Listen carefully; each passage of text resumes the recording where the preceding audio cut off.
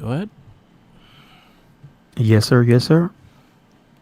Welcome to another episode of the It Gets Better I Swear podcast. I'm your host, Louis Beans, and I'm here with Mark with the mic. What is up, everybody? We are here, and we having one Yes, more. sir. He's not Oh, getting hey. followed today Who's that? I'm doing the following. yet. Yeah, man. The Jinkies, Yeah, man. Commander Farrell is back. Yeah, man. Commander Farrell on all my stuff. You can find me there. Yes. So we started off a conversation before the show talking about just a landslide of TMNT related figure stuff. Yep. Merc showed me about 1,000 things I didn't know about. Characters who were in like the first and second episode that I didn't know existed. Yeah. Who are finally getting some figures now. Yeah. A super detailed likeness of Danny the Kid from TMNT, the movie. Yeah. And you told us that Casey Jones may be in the future, a lifelike Yeah. likeness of So Casey Jones. I'll say Casey Jones is going to have a second figure because right now he does have one. Is paired up with Raph, in the 2-pack. So I could see him getting a solo figure eventually. You know who I saw recently show that off? I believe he's the director of Bayonetta. Okay. I forgot his name because he blocks everybody. If he blocks, that's his I thing. don't like none of you. Don't mess with him. Don't ask him questions. He'll just block you. But I thought that was cool because that was the one thing he just showed off, and it was that 2-pack. And I was like, yeah, it is. It is like that, isn't it? It's that damn good. Yeah. I would too. But also, if you see the picture, his office is filled with mad collectibles, so he knows what's up. Yeah. Yeah, Hideki Kamiya. Yeah, thank you.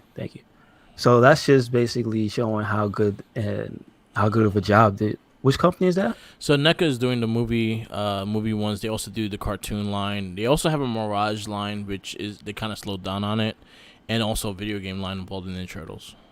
So you said it's NECA, NECA, right? Yeah. Okay, cool. And then Yeah. you also have the remaster like figures that coming out from Super 7. They do like the ultimate versions of the original Playmate figures. So there's a lot of people making intro figures. I'm just gonna say that. Okay, that's cool. A lot of like- people making high quality Ninja Turtle figures. Yeah, Let's put it and that way. the crazy shit is the fact that Ninja Turtles has not, like in the toy line, I think they're hotter than ever with the especially with NECA and Super 7 do their figures, because those are the hardest ones to get. Like if you try to go straight to stores to buy these shits, you ain't finding shit. Of course. Trust me. Of course not. course Shout out to Tenacious T. He finds them sometimes. He'll catch them here and there. I actually caught one in the Time Warp game, Time Warp Toys that we went to in Long Island last week. But yeah, they're hard to fucking get. But does Time Warp carry them for the original MSRP, or do they have I paid a little more, so I was fine with paying what I did because what I got Slash and Leatherhead 2-pack, which right now on eBay the base price is usually about $100 to $110. I paid. Wait, so no, go ahead. Yeah, so I paid about $70. So, go ahead. I'm sorry. No, I was just gonna ask, like, how many 2-packs are there? Slash and Leatherhead. That's like Shit. that's way off on the The scale of who to put together. So oh man, so there's a lot. There's right now. I think they're on series 4. mm-hmm. So series 1. Before I go into the detail, Jenkins, what you was gonna ask? The quick question is, I'm looking at the website now for the NECA Teenage Mutant Ninja Turtles, the GameStop exclusive. The ones I got you, Mm-hmm. the 4-pack. I know I didn't pay this, so they've gone up in value because they're selling individually now for like $119. So you may be looking at the giant ones. They made bigger ones. They have There we like go. 12-inch scale ones that usually retail price is $120. So you may be looking at that one. If I am not, looking at that one because the if older not- ones is the 4-pack. If Okay, not, no the problem. 4-pack, the 4D you got me though. They're extremely rare to get now because you cannot get them single because they remade them in 2-packs.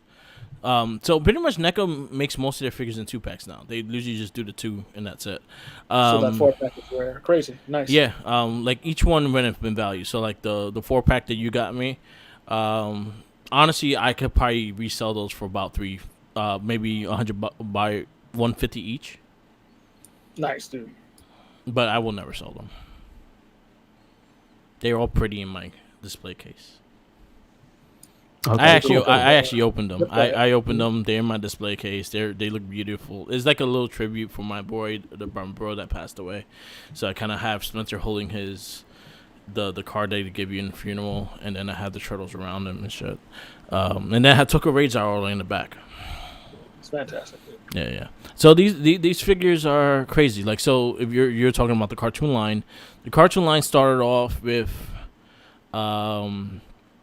it was Raph and a Foot Soldier, Mikey and a Foot Soldier, Donatello and Crane, Leo and Shredder. That was the original 4. That was the original 4 packs, things like that. Those are extremely hard to find now, because the turtles the turtles were shade different too. They were shade more like the original cartoon, which they were a bit more darker and they had a yellow shell, like a yellowish shell. Do you know if when they started these specifically, were they made to be out in the wild, as in like a basic figure? No. So NECA is a small. With collectors. Okay. Yeah, NECA is a small company. Still to this day, as popular they are, they still do everything like a small company does.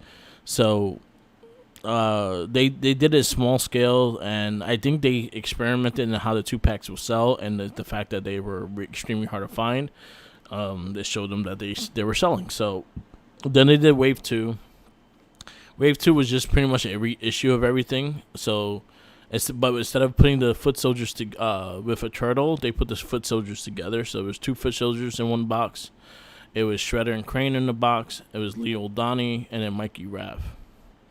Okay, cool. And the turtles all look different. The turtles were a bit more brighter green, and they had a green shell, which it was more their colors in season 3 and season 4, because they kind of changed the color of the animation in the first season. They had a yellowish back, and later on they were all green. So did they have a specific reasoning for going after that color scheme? Like, they're so small, or they just? I think they just changed it because the original ones looked different, so they just reissued them for different like coat of paint. Oh, they just didn't want it to look like the original. I guess. Okay. I don't know. I kind of want the original ones. I missed out on those. I only have Raph and the Foot Soldier. That's the only one I have of that. So are they the same Foot Soldier for both? Yeah, it's the same Foot Soldier. No. Okay. They have different weapons. So one is a gunner, so he has guns and stuff like that. The other one has like the sword and stuff. But not the different color, like no, the outfits and stuff. Okay. Cool. So going into that. NECA the original thing of Ninja Turtles that came out with NECA was, I think, were mainly con exclusives before they actually started making the GameStop and things like that. Okay.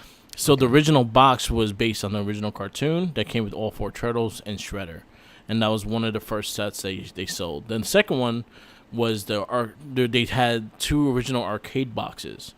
One was the turtles, one was the Foot Soldiers. Each Foot Soldier were different colors with Shredder.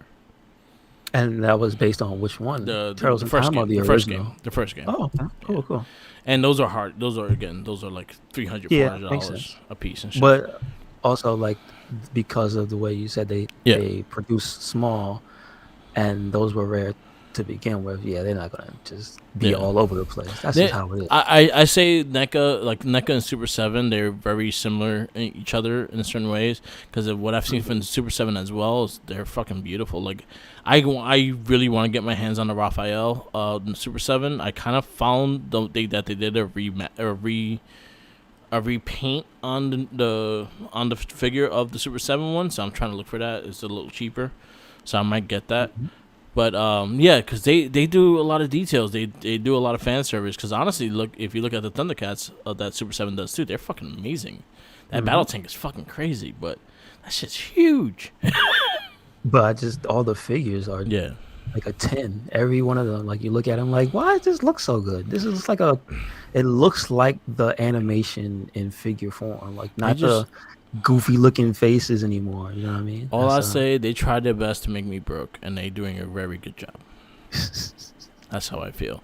And then so with the NECA stuff, like, again, I kind of had to zero down on what I collect, because they come out with a lot of things. So now they do have a video game line, which is mostly Turtles in Time base figures. So they have like Bebop and Rocksteady in the pirate suits. They have the surfboard turtles. They have like Slash from the game. They have like Baxter Stockman, I think they just made.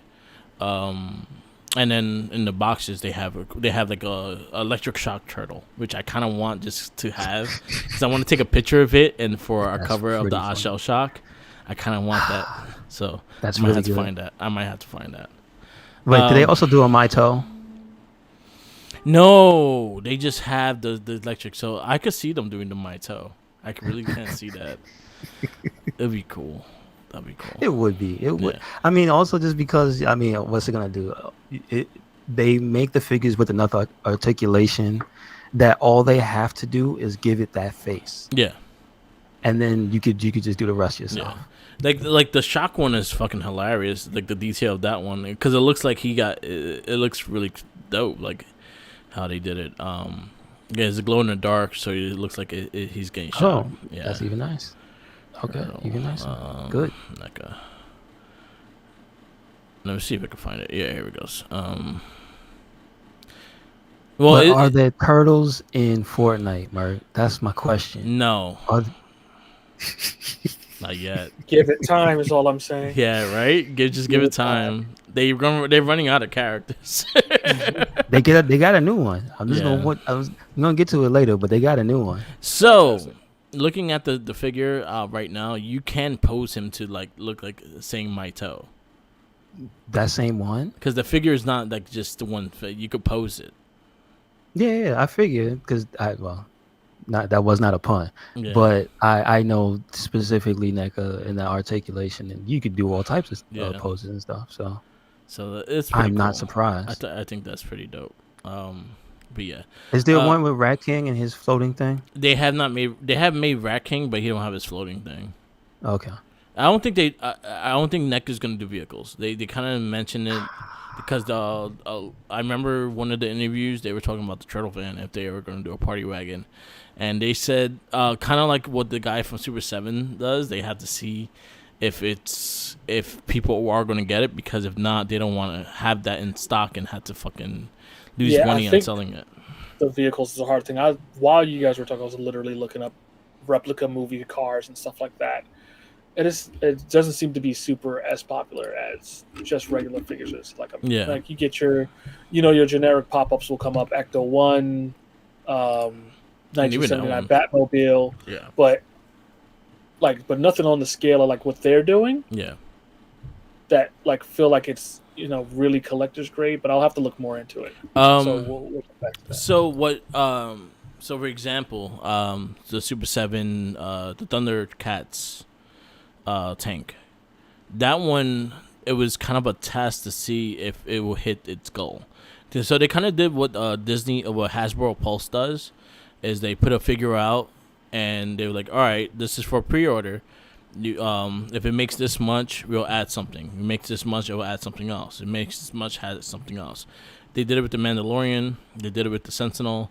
They did it with Unicron. So that's something that they do. So that's kind of the Super 7's approach to the tank. It had to sell certain things to get to a certain level. They made the Raven Crest from Mandalorian? Yeah.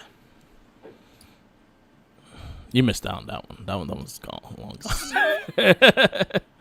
Yeah, they did that with the vintage figure. So it was like the smaller scale figure. Mm-hmm. And it came with Lana coming up with Mandalorian, Lana coming with Baby Yoda, Lana coming with like a whole like harmonized like trays and a bunch of shit. I think it was like $300 base price, and then pretty much if you did not pre-order it, that's it. They're not making more. So second market. I was trying to get, honestly, I almost did the Sentinel just to resell it. Because that one, like, if you think about $300, and then if you can't get that no more, you could sell that shit for like $900. Definitely. Yeah. What's the does anybody know what Unicron goes for? Unicron just released. He just came out? He just released. Oh, damn. So like he just started hitting people's houses with the pre-order, and that one, like, on the market, I looked on eBay, is going for almost like $1,200. Okay, because I know that's like double the price, right? He's like 600 or something. Yeah, he was $300. Oh, he was only $300. Yeah, he was only I three thought it hundred was more than dollars. that. Okay, Nah, it was $300. that's cool. So yeah, so that's what they kind of did with Super 7. They kind of had they had to hit a goal. If the pre-orders hit a goal, then they would go more ahead with it, and I think that's what they did with the battle tank. Okay. So I think NECA may have, if they do a vehicle, it'll probably have the similar approach, Gotcha. which I only think it would be the party wagon. Oh, I got you. Yeah. I think most people want the party wagon. The other things are kind of like, okay, that's a little ridiculous, like the blimp. I understand, no blimp. Okay. I always question that blimp. You know, I was like, you're a ninja. Why you need a blimp that has your name on it? Why not? Why not? It had their name Come on on, it. man. There's no Do there's it. no Do nothing ninja of a blimp. Of course not. No. You going? If you're going 100% dumb, go all the way. Yeah. Do it. I agree. Yeah. So again, and then the last thing with the NECA stuff is the loot crate. I think that the sale just ended that you was able to pre-order. So the NECA's been doing 4 boxes a year for Turtles. They do a Mirage, they do a cartoon, they do a movie, and they do a video game box for them. If you bought all 4 boxes, you got the bonus figure, which is the cat that I showed you. He's the bonus figure. The movie one was mentioned. It was Danny. They actually had to get copyrighted for his shirt because it's Sid Vicious on the shirt, and he had to get permission to put him on the shirt. If not, it would have just been a plain tie-dye shirt. Mm-hmm. The video game one is Sharkageddon, which is the shark. He was in Tournament Fighter. Mm-hmm. Which the fact that they're making Tournament Fighter figures, I'm like, huh. So we might get some weird ones off of that. That means there might be the Rat King grappler. They might. What's the girl's name? I think it's Karai. Yeah, Is it? Karai. No, there's 2. That's the thing. Right. The Super Nintendo had Karai, and the Genesis one had somebody else. I think they seem to be doing Super Nintendo because Yeah. the shark. Yeah, because the Genesis one sucked. It's way too hard for what it was trying to It was do. it was like all clones. It was like nothing really. The Yeah, characters you were had to nothing like great. beat the game or do like a button combination to get the original colors. I think that was stupid. It was, Don't do that. Yeah. So yeah, they're doing that. Then the cartoon one I think is a Batman Ninja Turtle. What's that from? So in the animated series, in the cartoon, the '87 cartoon, I think one of the turtles dressed like Batman. Oh, okay. And Not from the movie. Gotcha. Not from the movie. So it's a turtle that looks like Batman, and that's the cartoon one, and then it's a mutant Shredder for the Mirage comic one, which I'm not care for. The Mirage and the video game one, I don't care for. I may resell those, but the cartoon and movie ones, those are the ones I care about. But they all come together. So you had to, in order to get the cat, you had to pre-order all 4. Okay.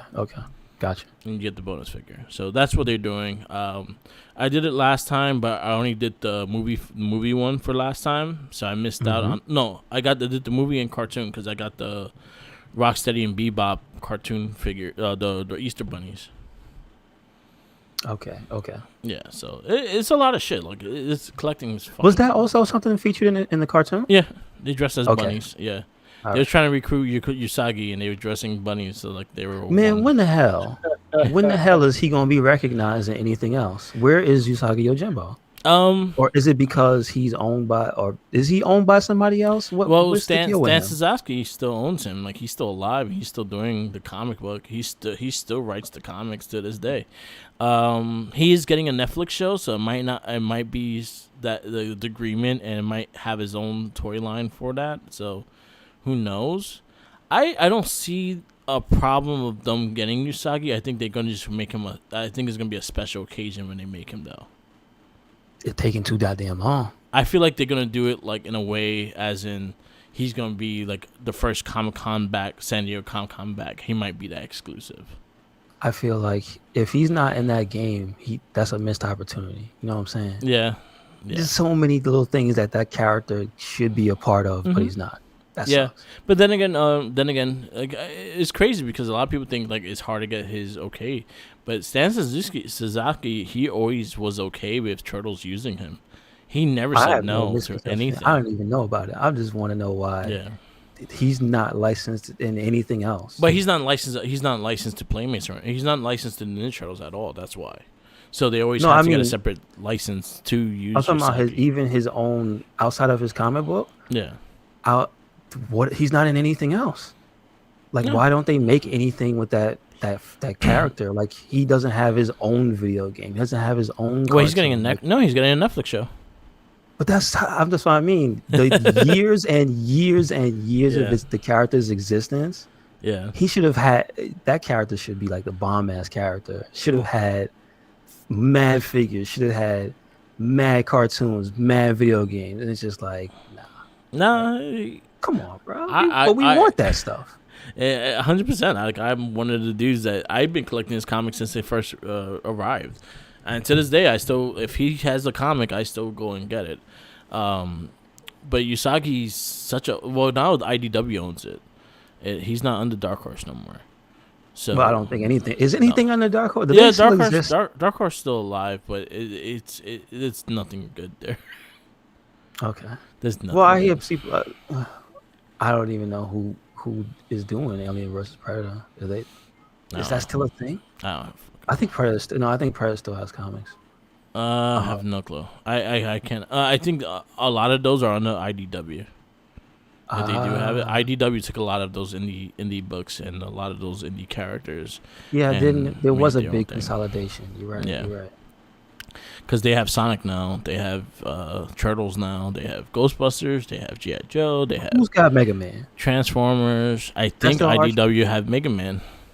They If got not, no, it's Udon. Udon does Mega Man.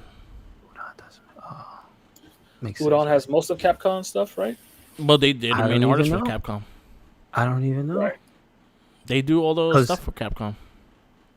That's true, but like I don't even know because I haven't read anything. That's what I'm saying. I have Yeah. no knowledge of this stuff. I wish I knew but it's you know what the other problem with a lot of their media is also they don't advertise it very well. You'll see No. something every once in a while, but it'll mostly be like, oh, this came out maybe like 2 months ago, and you'd be like, well, what the hell? Yeah. You know what I mean? Like they don't have shame on Capcom as well. I think 'cause- Usagi, you're right about Usagi though. Like you think Usagi will be used a lot more than what he is because he's such a unique character, such a cool looking character. Like I've been a fan of his comic for many years, and I always saw like honestly, I understand that he's not a kid's character. Like in the comic book, he's pretty much getting drunk half the time and just fucking people up. And that's pretty much the basis of the character. He goes around the world and fucking just drinks sake and fucks people up. Why is that not a game? Why is that not just now being a series? I'll say Shame on you. I'll say this straight up. If you could get a rabbit suit inside Ghost of Tsushima, you got fucking Usagi Yojimbo the game. Well, Merc, let's just keep it moving. Yeah, I got something to show you. yeah. Now just put it in the chat. I need you to see this. I I don't know if you can see this, Jinkies. Oh yeah, I saw this the other This day. character Where'd named you put it? He's in the Dark Horse comic. Jackson the Rabbit Man. I don't know anything else about him. 6 foot tall, green furred rabbit. Now here's the thing.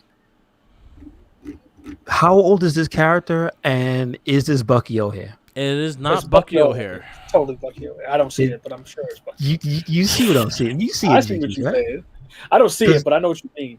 Because they have the comic book, it looks like a comic book page next to the figure. If you go to was it Hasbro Pulse website, Yeah, and all I need to know is who came first. Because Bucky O'Hare is the exact same outfit, just with gold trim to the silver here. You know what I mean? He's a green furred rabbit. That's too. Come on. I think That's ridiculous. Bucky came out first. Now, why are they not getting sued out of existence? Are you telling me that Star Wars owns Bucky Legally O'Hare? distinct Legally distinct green furred rabbit? rabbit. Come on. He comes with 2 blasters just like Bucky O'Hare. Wait. Are you kidding me? What's But the he name of the doesn't- other one you were showing? But he don't have the space helmet. I'm so mad. It's like the Vanilla Ice explanation. Should- I'm so mad though. Just Mine because said ting. That one didn't have the ting. didn't have the ting. Um, Man, Merc, but you I see wish what I'm could see it. saying? You I can can't see it. You could see why somebody would be like, "What?" And then now my question is, where's the Bucky O'Hare figures at? I know they had a set back in the day. Everything did. Toxic Crusaders did. So yes, Bucky O'Hare did. But I'm just saying, It was funny. I almost bought a Bucky O'Hare. it's time. And, What you mean the Time Warp. game? No, the figure. Oh, the figure? He's I like mean, they had him for like $60 why mint. Why not? So Why not? Oh, okay. You see him from the Star Wars, the yeah, red suit. You see that though? I see it. I found it on the Google. Yeah. on the Google. That's how old men say it on the Google. But it's just it's but how you getting away? Who signed the deal? I need to know who's writing the checks not to Yeah. get sued over this one. Is he Shame on just? you. His name is Jackson. Jackson With two Rabbit. X's because With he's two X's? extra cool. So I'm trying to figure out when he came out. Bucky O'Hare in the Star Wars universe confirmed. Got it. Yeah. I'm just saying. Listen, come on, man. That is Let's uncanny. see his Actually, debut. You know what I'm saying? Anyway, oh Lord, you know, let's go to Wikipedia. I'm assuming that's the official Star Wars wiki because it can't just be Star Wars wiki. I'm trying to see if I can find a date. You know what? It's taking too long. I'm not going to harp on this, but Yeah. if anybody's I get interested, it. please look up Jackson Jaxxon the Jackson Rabbit. Bucky O'Hare.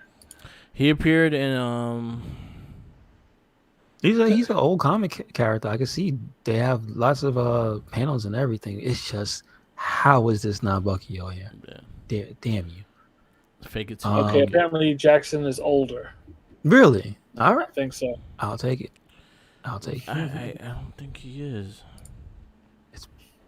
I assume if the comics started in the 80s, then I think it has Bucky O'Hare be because I don't think Bucky Oh O'Hare. yeah, no. I don't think he started. Yep. Yeah, it's Bucky 1977. O'Hare. Uh-huh. 70s. Yeah. Yeah. Yeah. He's older. He's older He than looks Bucky O'Hare. So Hella maybe, interesting. maybe Bucky O'Hare had needs something to talk about. A space I mean, bunny. Maybe that's the reason why he didn't last long. So they got a cease and desist. You think? You think they got a cease? Holy shit. Bucky got a cease and desist. Like, you trying for more? Stop your shit. He I got gotta- a CD I'll- from the mouse himself. Change I'll your make color, that my motherfucker. side project. Like, change your And color. then, and I mean, not to mention, there's a character that's basically a 6-armed Daffy Duck Yeah. that like has an eye patch and it looks, I think he smokes cigars in the comic. Yeah. Like he was a 6 foot. He was a he's a 6-armed Donald Duck. no, he wasn't Donald. He was Daffy. He's He the looked black like one. Donald. His body shape should- was like Donald. Yeah. Okay, well, Wait, what are you talking about? Donald Duck doesn't wear pants. he doesn't. He doesn't wear pants. This guy wears pants. I forgot his name. I think no, it's not Plucky. That's Tiny Toon Adventures. That's a different duck. Just to clarify for our Bucky O'Hare theories, it was just initially canceled why all those cartoons were canceled back Yeah. then. The first season didn't do that great with ratings. The sales didn't sell right, and the second wave of figures never came out. So it's just Yeah. one of those. Deadeye. No Star Wars related incidents. Well, look, listen, if you go, so this is gonna get deeper and deeper. It shouldn't, but they're both from the 70s. That's wild. Mhm. So who Petition to bring back Hasbro's reboot Bucky O'Hare. So Hasbro has him. Hasbro Hasbro. has him. Mhm. So there's a chance. His Deadeye Duck. That's his name. Deadeye Duck. That's the Who one. owns Bucky O'Hare? I think Hasbro. He first came out in 1984. The petition was deleted 3 years No, ago. the apparently he has a comic book that dates back to 77 as well. Yeah, 77, Bucky 78. O'Hare? Echo. Yeah, Echo in the Future Past. Yeah. Wow. So they both So he old-ass first characters. appearance. His first appearance was 1977. So he is older. No, well, aren't they both 70s? 78. Shit. 78 to 77. Are you kidding me? It's that close? No, 77. Yeah, they both 1977. Is it the same artist that created him?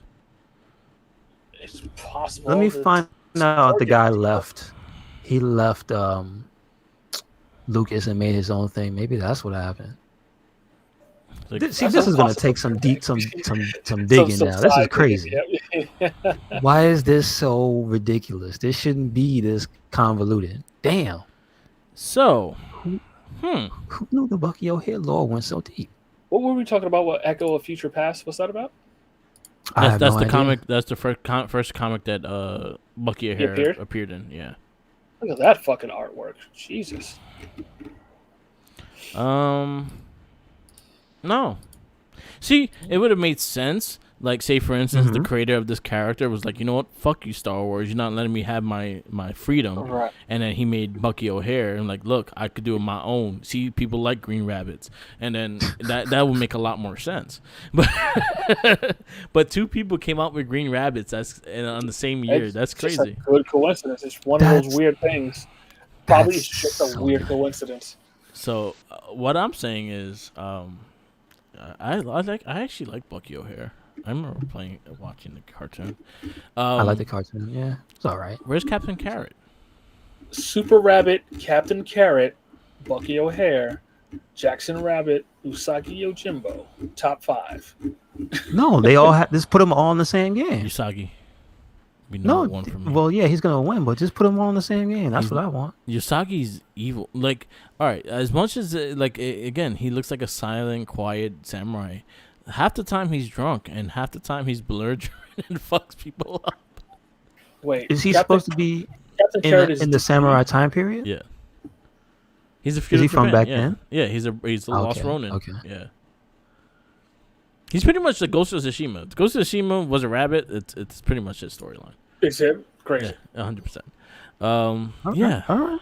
yeah. Captain Carrot. That's another one. I remember him. Yeah, Captain Carrot was DC. Yeah, it's Captain Carrot. Yeah, He's saved Superman. yeah. Ah. It's funny shit is they brought him back. They brought him back not so long ago too. That's He's so part of good. like a multiverse Really? storyline. Yeah. That's okay. He was in the New Teen Titans as well in 1982. Mm-hmm. Oh, Captain Carrot. I mean, you have the That's- likes of Spider Ham. These are the great things. We love the animal Yeah, the creatures. Zoo Crew. Yeah, they brought him back though. He came back recently, like in I think one of the Crisis storylines. Gotcha. Yeah, I wonder how they drew up for that. I think to look That's that up. nuts. he It is, looked cool. He looked really cool. He looked like Mighty Mouse, except a rabbit Yeah, he's in taller. this old comic. Except Mm. in the older comic. Yeah. That's Well, this has been what a is trip going down on. the rabbit This is just hole. makes no sense that these damn characters all came out around the same time. Seeing that with Bucky O'Hare, I think Super 7 would be a great company. I think Super 7 did Bucky O'Hare things already. Well, I mean, think they did if, their little the little figures. I think they did Bucky O'Hare already. if Hasbro is the one who has them now. I mean, they just slacking at this point. I think Hasbro's just busy with other things. Like they're not Well, slacking. yeah. I tell you one The- thing. the busy. The one thing Hasbro is not doing is slacking. There's something new every fucking week, and it hurts my pocket. Yeah. That's why we're talking about Yeah. this, because of this other guy, Yeah. Mm. So like, Jackson. because Hasbro it has Star Wars up to wazoo, it has Marvel Legends up to wazoo, it has the Power Rangers. At least the Power Rangers slowed down a tiny bit, but they still have them as well. So and then the Ghostbusters they're doing more of those. They're doing I think they're doing more G.I. Joes. They're doing more Transformers. They just came out with the Beast Wars figures that look fucking amazing. So it's so Hasbro's is busy. They're busy. So Bucky O'Hare is a small potatoes for them right now. Don't you dare say that. I love Bucky. How O'Hare. dare you. 100%. I will take a Bucky O'Hare. I think Super 7 is the one to do it though. I think the demographic to do Bucky O'Hare is I think Hasbro will have to do a new cartoon series for them to focus on that. Yeah. I mean, listen, anything to get them away from Konami. Yeah. Because that's the last game was the arcade game made by Konami. Because it was a Nintendo game that wasn't that great. It was You know good. what I mean? It's a cult classic for a lot of people. It was just a really hard game. I think you might want to go back and revisit it because it's not that it's bad. It's just one of those games that's really like, oh, this is just like that game. Yeah. Because it doesn't stand. If you play, it doesn't stand apart from like a lot of those like it's not third person. It's like 2D action games from the late 80s. Well, yeah, it has to be late 80s. From the late 80s. I played like and it's just like this is not. I played like Mega Man. I wouldn't put this in the top. I wouldn't put this in the top 10 though. No, that's what I mean. Like, nah. I like the Bucky though. I think I still have my copy. I don't have like the mint, but I have my copy. I know the mint right now goes for like $100-$200. I wouldn't be surprised. It's an NES game. You know what I'm saying? Yeah. All that stuff is. I saw a copy in Game On, and they're selling it for like $175. But like, that's cool. I'm good. I will take out like again. I'll say Super 7. Super 7 do an ultimate like version of Bucky O'Hare. I'm all for that. And where the hell's the collection for that one? Where somebody buy that from Konami and give it to .emu or .emu so they can make that and put him together with the Turtles to save him from Ubisoft. Don't do that. That was honestly that was like a dream team up of mine as a kid.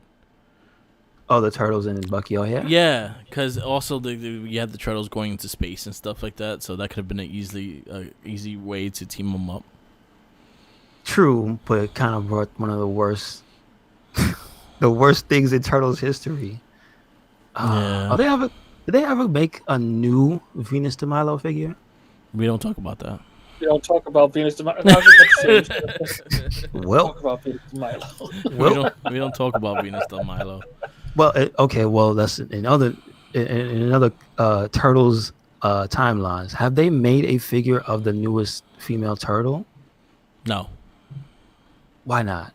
I ask again. Why not? I could see the Mirage NECA version of Mirage figure things coming out with one. I just mean anybody. I'm saddened and ashamed for them that they haven't done that. This is on par with the Britt Baker not being in like the second or third wave of the AEW figures. Yeah, it's like How 6 dare waves you? now, and she's still not one. How dare she you? bled for y'all, god damn it. Yes, pints. Yeah. I don't know. But yeah, to answer your question, no, there's no Venus de Milo figure at all. There's something of Venus de Milo if you actually take a look at the detail of it. If you look at the new party wagon from the 2012 series, there's a sticker of Venus de Milo on there. That's pretty good. Yeah. At least respect. What? Yeah, there's like a sticker of like a, like how like the planes used to have like the ladies, like the silhouette ladies and shit. There's one that says Venus de Milo with a silhouette. Wow. Yeah. They waiting, man. They waiting. Yeah. Wait, okay. Since you would know this one, Mark, have they done figures of that show? 2012, yes. No. The old show, the television show before they went off the air on Fox. You talking about the Next Mutation? Not 2012. Which one you talking talking about? The old show back in the day. You talking about the live action or the cartoon? Yes, the live action. The Next Mutation. Well, you said 2012. That was back when Power Rangers in Space was on TV. No, 2012. 2012. Yeah, you're talking about the one that with Power Rangers, the team with Space. Mm-hmm. That's the one that had Venus de Milo as a figure. Mm-hmm. There was a figure that did Venus de Milo. They actually had like a series for that show in particular? Yeah. Huh.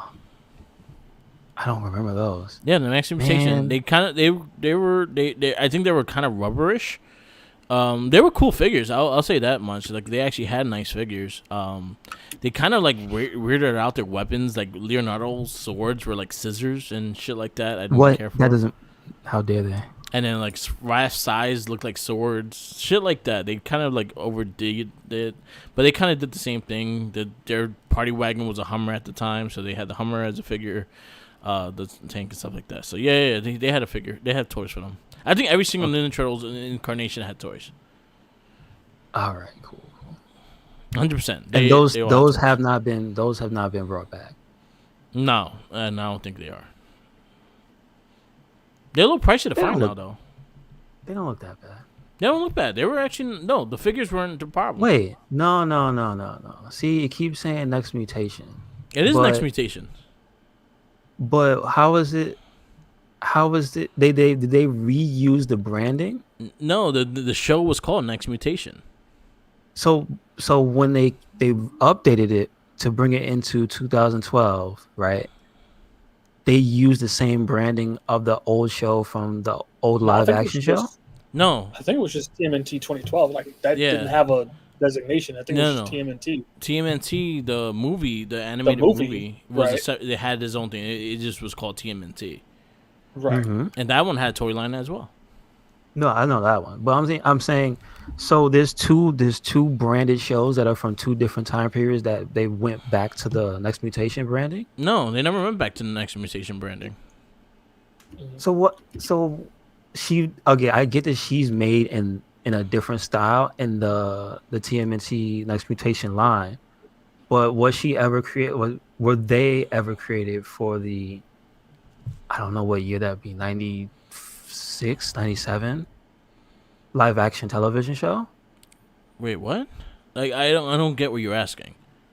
The live action television show where the Ninja Turtles went into space. Remember that one? The one from the 90s. Or was that like that was the same show? That was the same show. Your answer is yes. The Ninja Turtles, the live action show was the Next Mutation. Yeah. That's what it was. So they had I think they had a cartoon the Next Mutation, and I think they had the live action show. See, that's what I'm trying to say. No, they didn't have a cartoon. Get clear. They did not have a cartoon. Oh, it didn't have a cartoon. They did not have a cartoon. No, Next Mutations was a separate thing. They didn't have a cartoon. They canceled the CBS show got canceled. And then like 2 years later they did Next Mutation, that's the one they brought to Fox, and they teamed up with Space. Got you. And then they didn't make none after that until 2003 when they brought back the Mirage style Ninja Turtles, and then that one went to back in time. They went to what was it called? Turtles in Time. Turtles like Crack in Time or some shit like that. They went into the future and whatnot, and then they went back to the sewers. So that's the one. That future one. Oh boy. But I'm trying to get a picture for what they are. So that one right there, when they went back in time, was the one where they got to see all the periods, the different periods in their history. No, they went to the future. It was fast forward. It was Ninja Turtles Fast Forward. Yeah, Fast Forward. That's what it was called. Wow. Okay. Yeah, and it was like April's Son or some shit like that. Yeah, the movie the cartoon movie did the Turtles in Time thing where they went and saw each one of the things. Oh, but that was just so like amazing. A movie. It was a really good job. That was the 20 what? Turtles Forever. That was the end. Right, that was the end of that series, right? Yeah, Turtles Forever. Yeah, Turtles Forever. Okay, so I got the year. Next Mutation is 97. Okay, there you go. Yep. The toy line wasn't bad. Like the toys that came out for this show weren't bad. They actually had some cool stuff. But I thought they would have went the extra mile because I see the toys, and then they have. So I'm on. Shout outs to whoever made this blog on Tumblr, Turtle Fever Cowabunga. Yeah. But they basically have in 4 pictures everything nice related to that together. So they have the figure line on top, and then they have the the white additions to their color. So Raphael has red and white. Mm-hmm. Donatello has purple and white, etc., etc. Except Venus, she just has solid blue. Yeah, solid baby blue. Baby blue, yeah. So when you look at them, and then you look at the show, they don't look anything alike because they didn't do the other Playmates thing where they copied the movie. Yeah. So they don't have the textures, they don't have the look to them, the weird eyes. They have the old school Ninja Turtles. So these figures look way cooler, or maybe way worse, depending on how you like those. They look better than the show. Look goofy. They look better than the show. Yeah, well, I don't know. So and the only difference with the figures wise, they had their bandanas. Everyone had a different bandana. So like Donatello had like a full head one. Leonardo had like a full like pirate looking one. Mikey had one like went to his chin, and Raph just had a ripped one. Yeah, so they all had different bandanas. But other than that, so there's one with Venus. There's a figure of Venus, yes. Yeah, I see it now. Yeah, with the blue braid. But also, but my confusion was So then, I kinda fast want this forward to the gorilla. 2012 series that you were talking about, right? Yeah. That one. Well, do you know the name of that one, There or was is that just Teenage Mutant Ninja Turtles. that's the Nickelodeon. one? That's Nickelodeon Teenage Mutant Ninja Yeah, Turtles. there you go. Nickelodeon and Teenage so that one also they made a Venus de Milo as well. No, it says she's a Okay, silhouette so on it's their only van. one. There's only one. Yeah. God. The only girl they brought back was Mona Lisa, and that was from the original '87 cartoon. How many episodes was she in? It was like one or two. Okay. Yeah. So, depending on how you feel about the character, pretty much underserved. God damn it! You made me like look at a character now. I want him, and I might have to go look for his ass. Who's that? This fucking gangster gorilla. Oh yeah, I I remember kind the of want gorilla. that figure right now. Yes, the gorilla in the green suit, I might Oh, have yeah, to they find did him. bring the back mutton Mona chops. Lisa. You're absolutely right. They brought her back. I remember watching that. Okay. Yeah, Mona Lisa. I they did brought back. remember her original version. Now that I see it, oh my god! But Yeah, she now, had, like, the spacesuit and now I shit. remember they brought her back. Yeah. Honestly, so- to be honest with you, like going like again, I'm going through the '87. We're gonna go to the future ones as well. I say like Mhm. right now, to be honest, the 2012 Turtles series is probably my favorite. After the watching them again. Yeah, it's probably hands down my favorite. I think it has Okay, one of the best storylines. I think it has one of the best Splinter storylines. Like, there's a lot of good Splinter stories in that series, and there's a way of how they present Splinter as such a badass. Like Mhm, when you know Splinter's gonna fight, you know he's gonna fuck someone up, and I think that was something I loved about that series. They showed the father in him, and that was something I loved about it too. Like they showed how he is a father to the turtles, and not just his sensei, so like that. Because honestly, in the original '87 cartoon, they just call him sensei. He's not their dad. He's not their like that.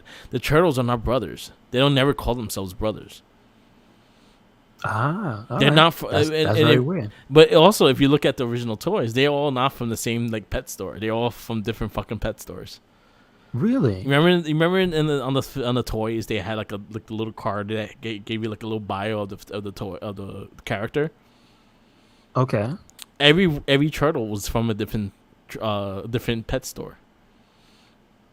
Was that represented anywhere else except for those cards? The '87 Because- cartoon. There's an '87 cartoon. They're not brothers.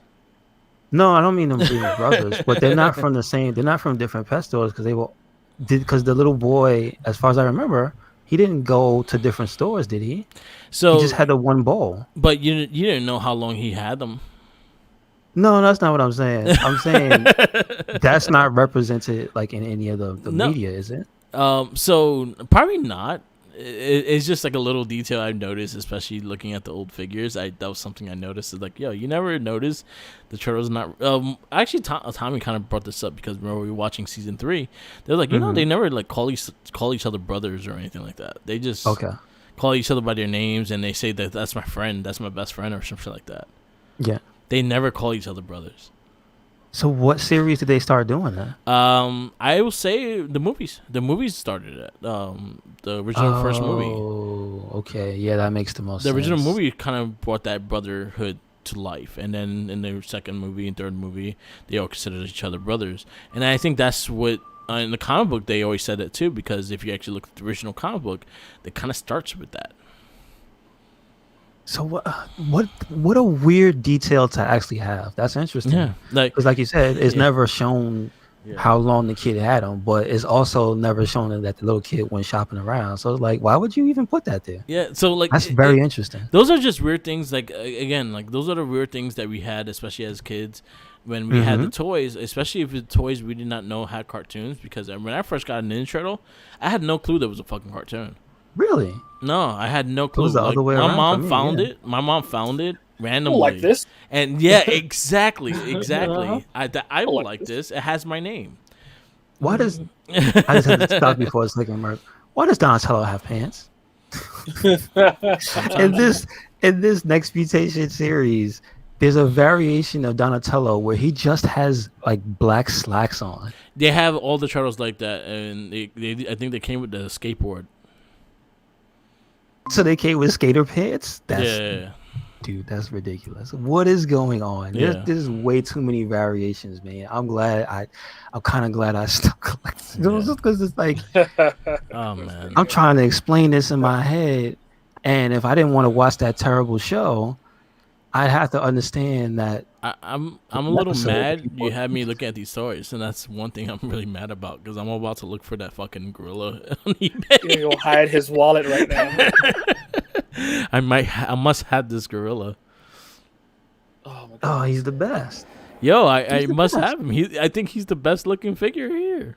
What's his name? With a big lime green, like Lime green. it's not even fucking pink. suit. It's not even pinstripe. It's just a lime green What's suit. his name?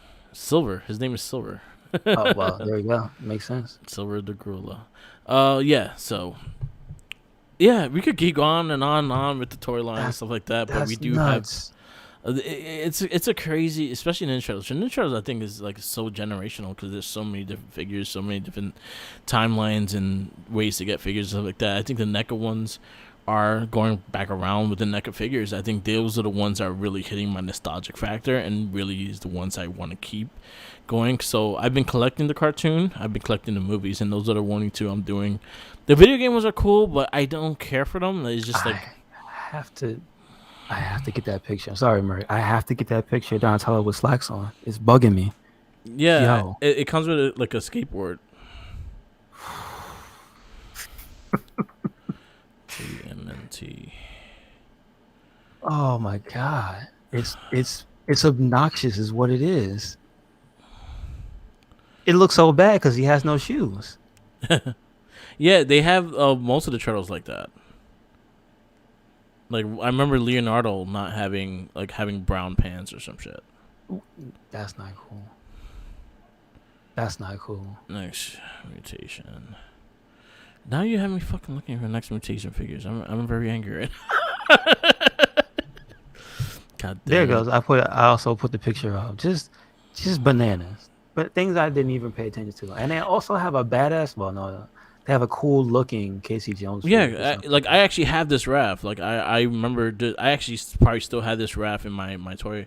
Shredder in my doesn't look mom's bad house. either. Shredder was never in the show though. That's it. Oh, that's another thing. Okay, I didn't even know that. Nah, he or never if I did, appeared I in the didn't show. remember. I guess I guess they set him up for season 2 because he was supposed to be in it, but he was never in the show. Let's see, Raph had the same pants, Nuts. and he came with a skateboard. I remember those. I actually have I have him and Leonardo. Well, this with one that. has more clothes. So wait a second. This Yeah. one has a Stone Cold vest and some brown shorts. Yeah, What is, dude? This is bananas. yeah. Leonardo has some pants on with a weird purple like halter top. I don't know what that's about. Yeah. He got to hold his junk. But yeah, yeah, there were some weird figures. Turtles have a lot of history of that. Michelangelo's makes this the best sense. Is a Hawaiian shirt and some red shorts. I Yeah. see. There you go. He'd be chilling. I need this gorilla. I hope this You gorilla. need this gorilla. I need this gorilla. I hate you. All right, love. Mark. We can transition. To Yeah. the, You want to know who had a weird fucking toy? The movie we're about to review. Oh yeah. well, which one? Because I remember. I only remember the RoboCop. I think 3 figures with the jetpack. So, all right. So first of all, this was a full hard rated R movie, right? And this had a full kids toy line. It's a hard R. Hard R with a full kids toy line. And I remember the toy, remember it really clearly because you used to put caps in it. And you could rub it, and it was like him shooting, and it rubbed the cap, like a cap gun. Yes, I do remember that. Also, I remember very weird proportions because they had to have the body able for you to load the cap in. Yep, So now I'm seeing him, and he looks weird as hell. yep. I had those. I had the car too. Okay. Yeah.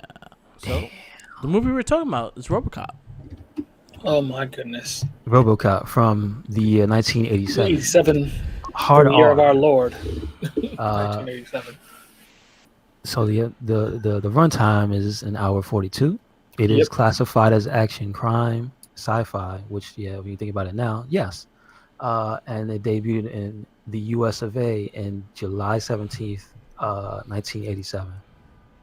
It, I really wonder about the international release of this movie. I wonder how people not from this country perceive this movie. Because if you saw this and took this as some type of representation of where America was headed, god damn, you'd be scared to come to this country. It was just a war zone from beginning to end. I just have to point that out. Yeah, 100%. You kind of forget that, but just the amount of crime. Well, interestingly enough, sorry, go on. No, I'm just you go on your point, but I like to reiterate crime. No, heavy agreed. crime. No, to go to what you were saying is like how the world would have perceived this internationally. It would have been interesting because in the movie, after watching it again, noticing it now with the older eyes, like the entire movie is staged upon a semi damn near nuclear war about to go on. The entire world is in turmoil. Every news article is talking about something happening somewhere else in the world that's going to shit. Yeah, I think it was like Each Africa. news ad, yeah. Yo, There were this, two countries in Africa going to war. It's pretty nuts. From the one beginning. second. Yes. This movie, like So- the world of this movie, reminded me of Double Dragon.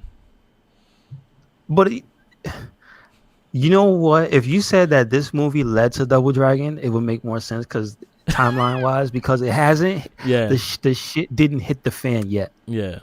It That's still all. had normal cities. You see RoboCop's neighborhood later on in the movie. He still lives he lived in a basically suburban, almost cul-de-sac. Yeah, I'll just say cul-de-sac, but it was just like almost like a Leave It to Beaver-ish. This looks picturesque and perfect neighborhood. From the beginning to the end, you know what the funny thing is? The more times I watch this movie, the more times I'll start to pick up more and more details that I just didn't quite get the first time. Same. So one of the first things was the dystopian future that was imminent because of the nuclear war. Yeah. But at the same time, again, which we talked about last time, which was a while ago, so it's not really new to talk about it, but the ads for the different things, the ads for the car, the 6,000 sucks, but it's called SUX. It's called SUX. I was literally just telling my son this today. It's like that car just says sex. Also, first time my older son saw RoboCop today, so that's an interesting experience. Okay, yeah. But just the ad for the board game Nukem, dude. How do you open up with imminent nuclear war between two third world countries, and then you end up with a board game advertising nuclear war in the household? What is going on in this? This movie is, but when you see that, right? Yeah. And you kind of put it towards what is slowly happening in the real world. It is like, man, you didn't want to see it coming, but I see it coming. You know what I'm saying? It's like, damn. The very heavy militarization of the police force because the RoboCop program is that. But also what what preceded the RoboCop program, which was the ED-209. Yeah, Ed 209. That was gonna be had Dick Jones succeeded and Ed 209 not blown that man to smithereens. Also, that scene again. They took their time to show you that your man got. It was, in the word, excessive. Murked, and that's kind of the through line for this entire movie is excessive. Jinkies is I love it's excessive in its message of imminent doom and gloom. Right. It's excessive in its message of what basically the corporatization of everyday life. Right. With the police force being a corporate entity. They let you know that there's a scene right before. Well, I don't want to skip too far ahead, but there's scenes that indicate that the police are just owned by ICP. or excuse me, what is it? Yeah, it is, Seen isn't O- it? Posse. OCP, Omni OCP. Consumer Yeah, Products. I want it to be ICP. That's a totally different Same thing, future. Clown Never Posse They're a mind. owns bunch the of cops. juggalos. I don't even know how The cops. magnets work. I'm just saying. That's different. No, yes. Omni consumer Giggolos products. and Yes. giglets. Yes. But you don't want to say it predicted, but it was maybe this movie was in fact a warning. Yeah. And people just didn't take it seriously. People fell in love with RoboCop, but didn't realize they were trying to tell you something. Yeah, there was definitely an overarching message in this movie, but Yeah. So, well, you know what? Let's just give credit where credit's due. Let's go to the cast. So we have Peter Weller, Peter cast as Weller, RoboCop. Yeah. Nancy Allen as Lewis. No last name in this movie. That's another thing. No last name. Dan O'Herlihy as the old man. Also, yeah, he really didn't get that much of a name because both of the guys vying for his attention constantly called him the old man. Ronnie Cox as Jones, Dick Jones. Kurtwood Smith as Clarence Boddicker. We know him as Red Foreman. Or should we say we know him as Clarence Boddicker? I don't know. I'm sorry, it might not be stated where you were, but Lois's first name is Ann. They Ann say Lois, they okay. say it once. Yeah, like They when only they say it introduce her, once. Then when they Damn. introduce her, that's it.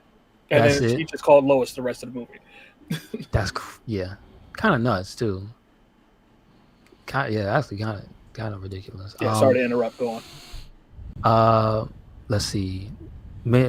He doesn't seem like a major character. But I want to get to they don't have the guy who's listed as the rival to Dick Jones here. You I don't mean think it's the Miguel one who Ferrer. Bob, No, Bob it is. Morton? It's Miguel. No, Miguel Ferrer. Yeah, Miguel Ferrer as Morton. Yes, Yeah. you said Bob Morton. Bob Morton. Yeah, Yes, yeah, they have him. Okay, and he's basically we don't really think of him as a major player. We think of because he's kind of framed as an annoying, like almost sniveling guy because the Right. way he gets the RoboCop plan implemented is just by sneaking in Yeah. as a man's life is taken. he's an But- ambitious upstart. He's one of those. Yeah, guys. basically. But he's actually a major player. Something about him reminded me of Cliffy V. I don't know why. Yeah, I do not dislike Cliffy V. That kind But of feels, there's something about him that reminds me of him. Maybe I it's see just- it. Yeah, maybe it's just how he looks. You know what I mean? He has So- that cockiness too. Yeah, kind of the in your face. I'm just gonna take your shit because Yeah. that's what he does. Some of the people that I guess we just go through it because there's a lot of people though. If only for how memorable they are in their scenes. So we have Robert Doakey as Sergeant Reed. That's the main cop. Do you guys know him from anything else? he's been in stuff, but I couldn't even tell you right now. Okay. He 'Cause was I in feel all like three he was- RoboCops. Yes, but I feel like was he a bigger player before the RoboCop He movies? I feel like he might have been. Not really. I don't see. Maybe he might have to look and see if he was in television before that. I don't see. No, he anything- is a TV. Like, if you look at his IMDb, he's a TV series player. But He's it's a just TV like, guy, yeah. did He you was see in Rock. anything that hit you like that made you go, huh, this guy? I don't know. It just felt to me like he was an important He was in Rock. as character or an important as player, like as an actor. But really, up to this point, I was too young. Obviously, I'd say we probably all are.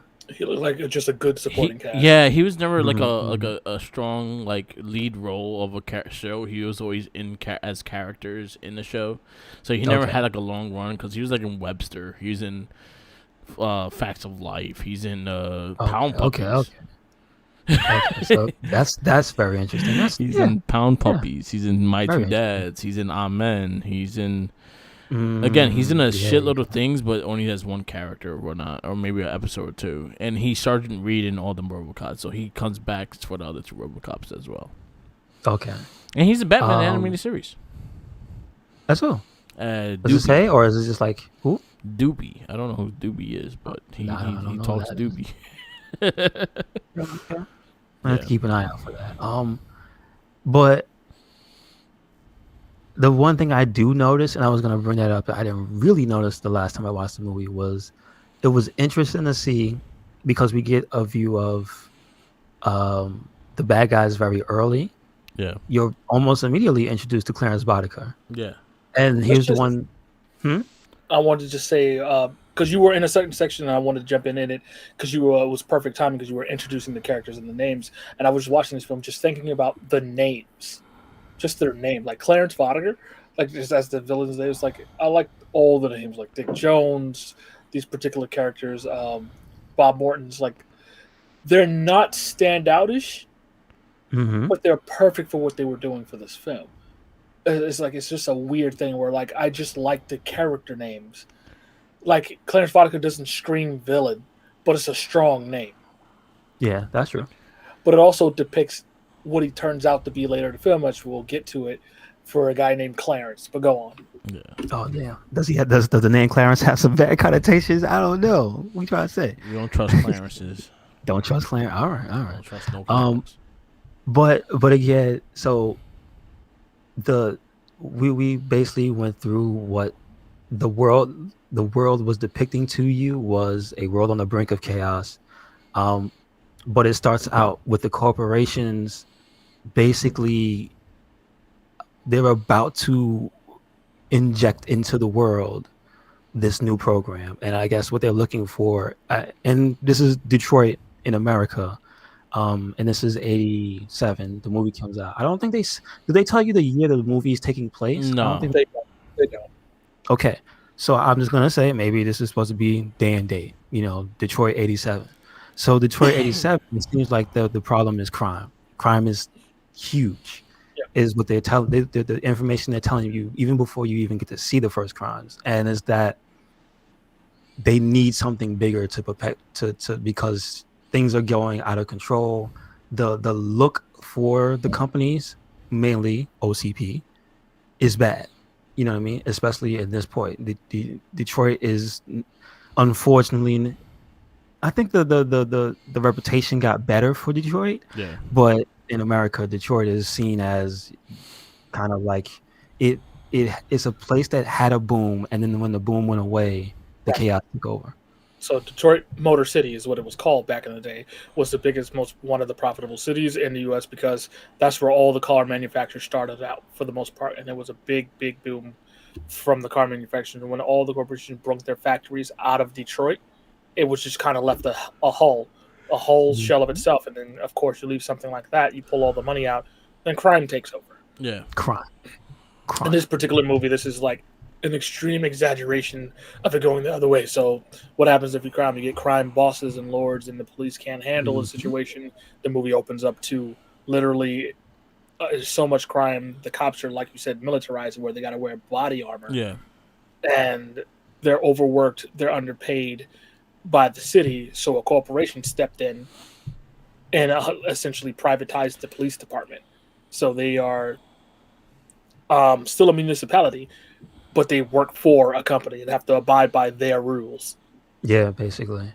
The other thing I find funny is, so they introduce Clarence Boddicker very, very early. They mention him. A fact I didn't know. It didn't retain. Every time I watched the movie, was that he was wanted in connection with the deaths of 31 police officers. Yes. So there was a cop killer. A lot of dead cops. Yeah. There was a cop killer on the loose that was mentioned in one of the news articles that, the news briefs, that's what the big crux of why the cops were so on edge, why the cops were wanting to strike, is because like they're being killed in the streets and no one can stop the guy or find the guy doing it. Well, they know who he is. That's the thing. But they know his name. They know his face. Because the lead story opens with the cop surviving the attack and describing. So that was like the first instance of, I guess that's the first instance of information on him as in general. So then you're hit with that information early on. You're hit with the information that it is about to be a war zone. You're hit with the information that the cops are going to go on strike soon. or they want to go on strike. So you're also introduced to Dick Jones and the old man and what's the other guy, Bob Morton. And the plot with them of vying for the contract. So Right. it's almost like you would hear about military contracts and people trying to get, they're trying to get their project funded. So Dick Jones is the one who's like right there at the cusp. He's about to get what he wants. And today is the day we get the presentation. And that presentation ends up being ED20, or ED, was it 309? 209? Ed 209. You Ed just call him 209. Edie. Hey, you know what? He's I'm literally waiting called for Ed. I'm waiting for Ed. He's Ed. Well, hey, listen, this is what they say in the movie. We got to go one thing at a time. Yep, go on. We know him as Ed, but he's ED209 in the movie. But you have Bob Morton, the Cliffy B like upstart.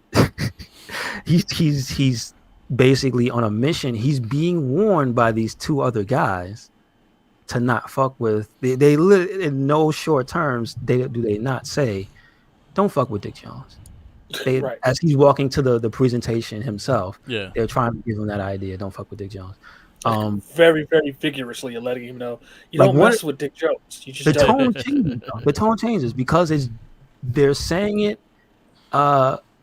almost jokingly, but they're constantly saying it. They're teasing him like kids and like guys in high school. Yeah. You know what I mean? They're not saying it like, if you value your life, don't fuck with Dick Jones. They're not doing that. So But they are saying, right. But pay attention because there's going to be a test on this later.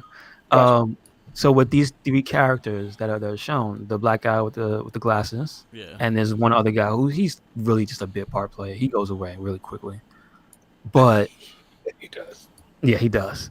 But as we get to the meeting, you're introduced to the old man, who's the head of the company, and he's discussing what he wants for OCP and the police force. He's like, the next big thing is to help the community, and it's the police force. Now he's you want to say, you think of this guy as an oblivious, like, just billionaire, right? Because Dick Jones comes off as a little sleazy, even for now. Just the way he's so super persistent and like doesn't. So basically, what tips you off to the fact that Dick Jones is not on the up and up is we have the ED209 presentation, and as he's proceeding to go through his spiel, there's one guy who was in the trios in the beginning trying to warn about Dick Jones. He ends up being blown to absolute hell when I guess the program glitches. Just to jump in real quick. Shall we say? Yeah, You know what I'm saying? just And the jumping in. scene is gruesome. The scene is gruesome. The scene is memorable. But it's almost the way everything kind of moves on. Right after a man is blown apart in front of a boardroom is kind of indicative of just the universe that you're in. the Yes. worst type of, this is where we are. These are the people that run everything. This is because listen, you see the old dude just put his head in his hands when it happens. Like, he doesn't scream, he doesn't run, he doesn't hide behind a desk. He stays at his head of the table seat and just puts his head down and head in his hands. And I'm like, what? So you see where the dark humor comes in when you have things like that happen in this movie, which is another reason why I really like the movie. But the one thing I will give this movie lots of credit for is that it paints the picture of where you are. Like, at no uncertain terms are you left thinking, right, this can't happen in this world. Nah, man, they're showing you it will, and it does. So you better hang the hell on, because that's just the beginning of the movie. That's like the first 20 minutes of the movie. Yep. 10 minutes, 15. That's You know your what I mean? establishing, segment of this film. Just for those who are listening, but I'm sure you can Google it. And Ed 209 or ED 209 is a bipedal, essentially tank.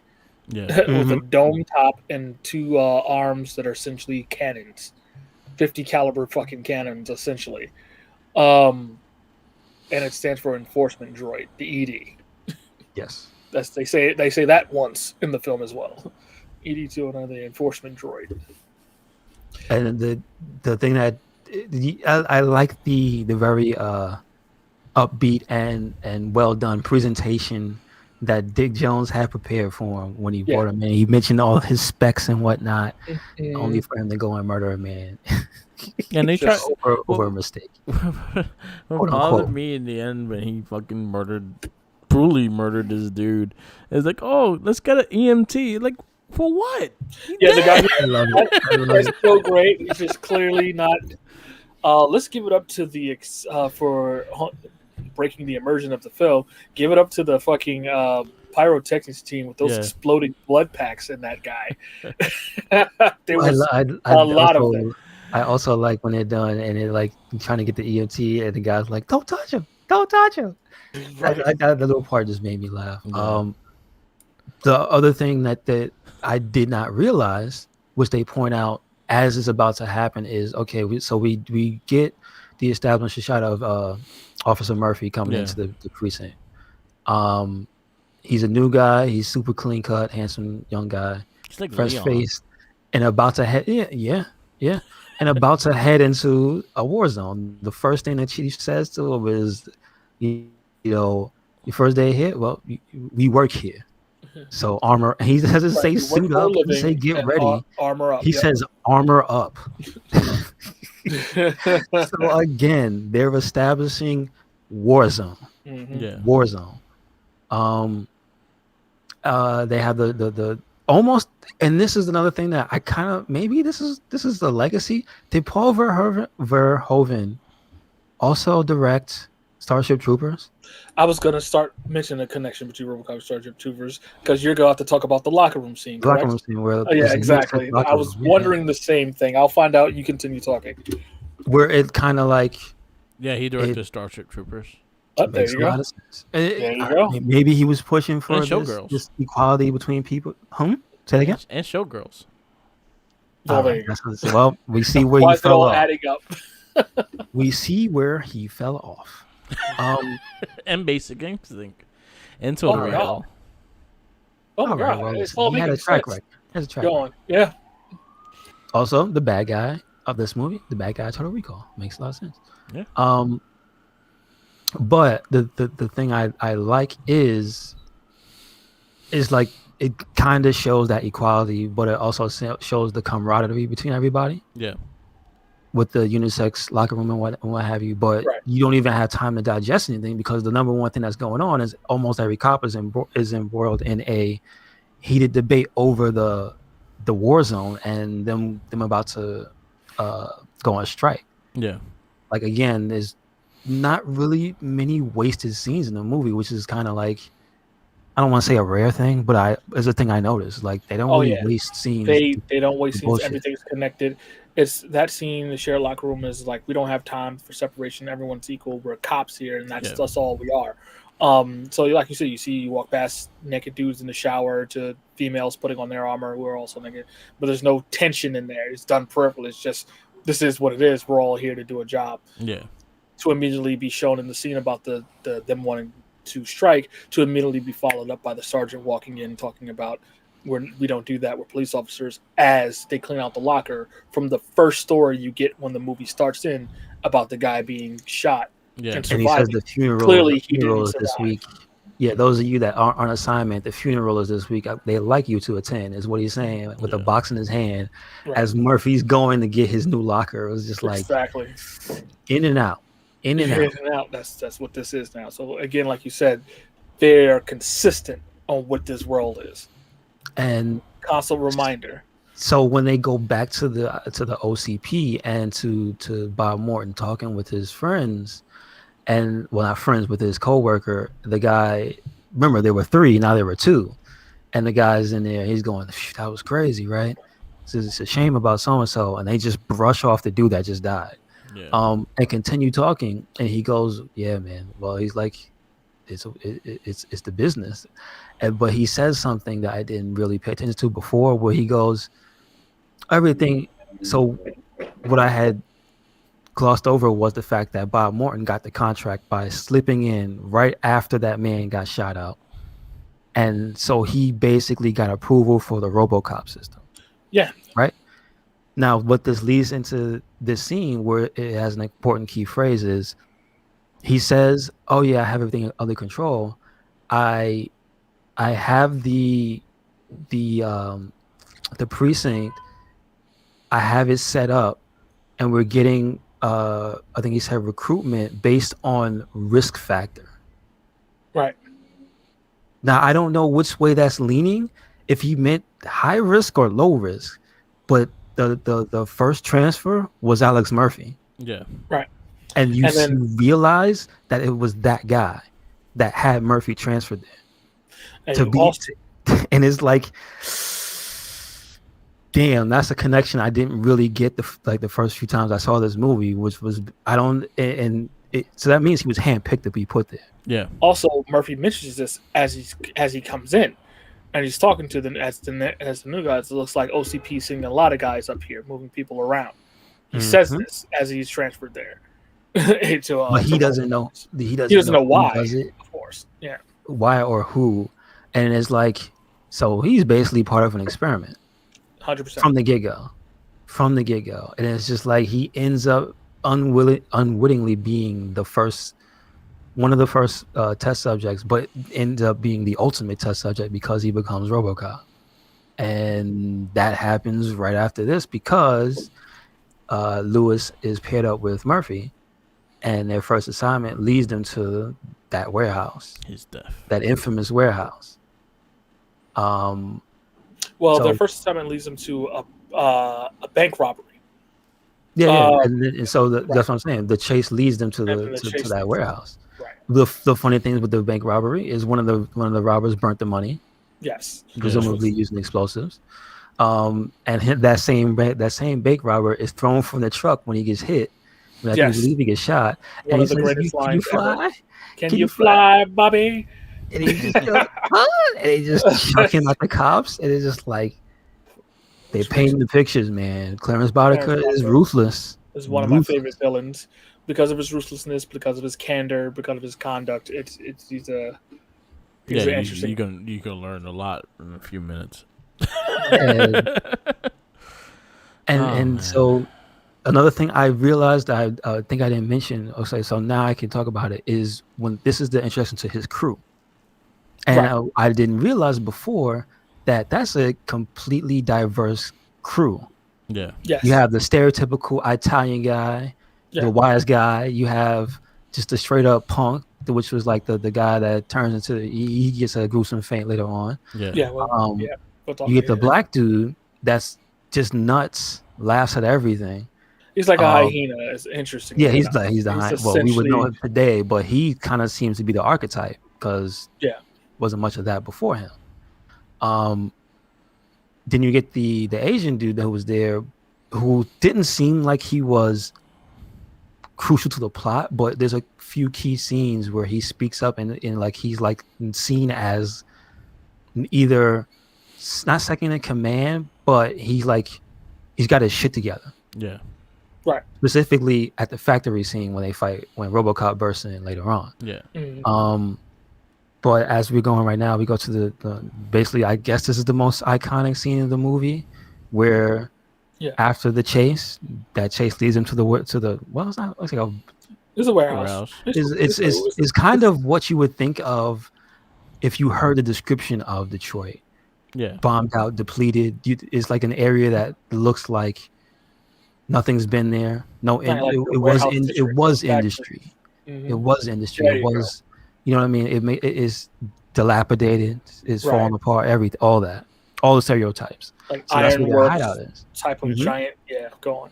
I mean, well, you would assume that's one of their hideouts because you find out later Clarence Boddicker, he's on a payroll, so he's got whatever the hell he wants. But they follow them to that hideout, and then it's interesting how it goes Hold on. goes Quick down question. too. Hmm? I'm so sorry. Quick question then. No, because that's you'll get to that point, and I'll ask that question then. It's Okay. about what you just said about Clarence Boddicker being employed by OCP, and I'm trying to picture in my mind now. Is that the entire time, or is that after a certain thing? But go on. Okay. For what you see is you get to see, well, not the entire crew, but you get to see the crew chilling you get to know, you get to learn somewhat some things about them. So they aren't faceless nobodies. That's Right. one thing you do notice. It's not just a bunch of generic thugs. Sure, they are generic in nature and They all have thuggish in nature, personality though. but you get us. Yeah, that's. And it seems like that's one of the things that I also it kind of, I guess, kind of makes it stand out with you, is things like that I can see the influence add it to the has in movie. other movies too. Like I see the Crow in this with the four like villains and stuff like that. They kind of memorable. They you know exactly who they are in that sense. Gotcha. Okay, all right, all right. Like So I yeah. trailblazing here is just is some work was put in. Like Yeah, because you the had the movie's not characteristics of long. those characters, so you actually It's it built the not characteristics for them. Yeah, the movie's not long. It doesn't take too much time establishing them, but you basically get a sense for most of the characters because they give you moments, Yeah, however brief they are, of their personalities, and they don't. It is to be said, they don't all just die. yeah, They're persistent throughout the movie. yeah, Um, but what ends up happening is they are heavily outmatched. Lewis and Murphy, Murphy. Mhm. they stumble into a snake pit. Lewis stumbles on the black guy taking a piss, and he has a line, "May I zip this up?" As she's holding, says freeze, and he's another thing you just see is a small detail. It's like Yeah. he waits till she looks down and then just clocks her. And yeah, then she flies off a thing, so she's incapacitated. Then they go to Murphy, and then he gets got from behind with basically a shotgun to the back of his head, and then the entire scene where they berate him before they take him to task, but also you get more establishment of how depraved Clarence Boddicker yeah, is. Well, yeah, yes, and then you get his specific problem with the police department. yeah, Mhm. Well, not specific, but just him and his police don't like me, and I don't like police. He Speech. goes into the and then blows his hand off, and yeah, then Yes. he says, "You can have him," and then he just lets the rest of them just mercilessly gun him down. Now the thing is kind of again gratuitous because the dude does not just It die with is 2 shots. gratuitous. Yes, it He is. gets shot for like, I don't know, 3-4 minutes straight, and he just doesn't close. die. And he doesn't die, and then Clarence Boddicker puts the last bullet in his brain. Mind you, he's being shot by. They all had Shotguns. shotguns.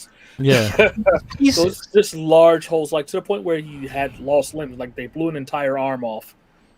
Yeah. He's got gaping wounds in his chest and legs. Like it's gratuitous. Mm-hmm. And what goes down in movie history is probably one of the most gruesome scenes in cinema history. Mm-hmm. Um, And from and then then- they depart. Mhm. Right? They think he's dead, and then Lewis with the finds black him. guy laughing all the way. It just Yes. you just hear his cackle, his hyena laugh. It's memorable too.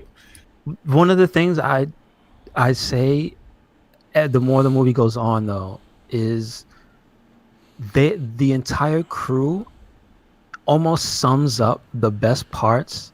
Well, not the best. This sums up the parts that stand out the most about an iconic comic book villain, and there's like they all come together to form the perfect Joker. yeah, Like the one thing I was seeing this entire Agreed. movie was like, these guys are all the Joker. yeah. In Like different the ways. sums of the hyena guy, the laughs at everything, punches cops with his apparently with his one-liners. wiener out. You know what I'm saying? His one-liners. You got that one.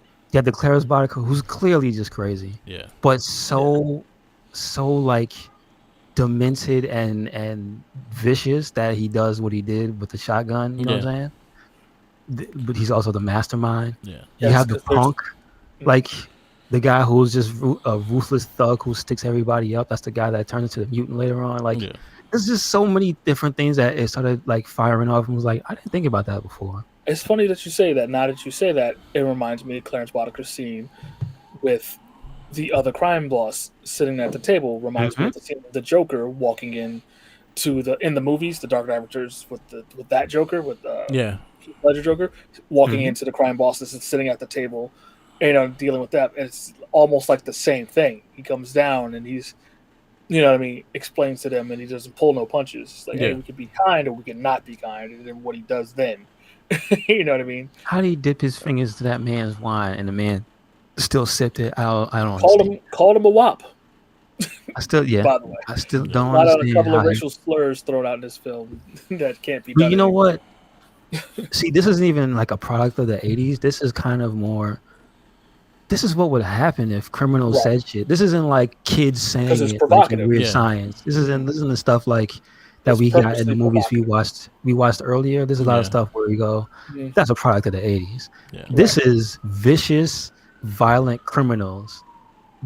They're not PC. They would never be PC. They're Exactly. gonna And say he whatever said the it hell comes to their To be mind. provocative, to What provoke. makes it a product of the 80s is the fact that it had a kid's storyline. That's what makes it a product of the 80s. 100 with a bullet, Merc. You hit it. Right, man. Let's move on. But just so we have things like that. We have RoboCop. Almost immediately, Murphy is being taken to be made RoboCop. Meanwhile, having flashes. And I guess they're trying to show you the entire time that he's whatever they're saying while he's being put together, that he still has a piece of his humanity. Yeah.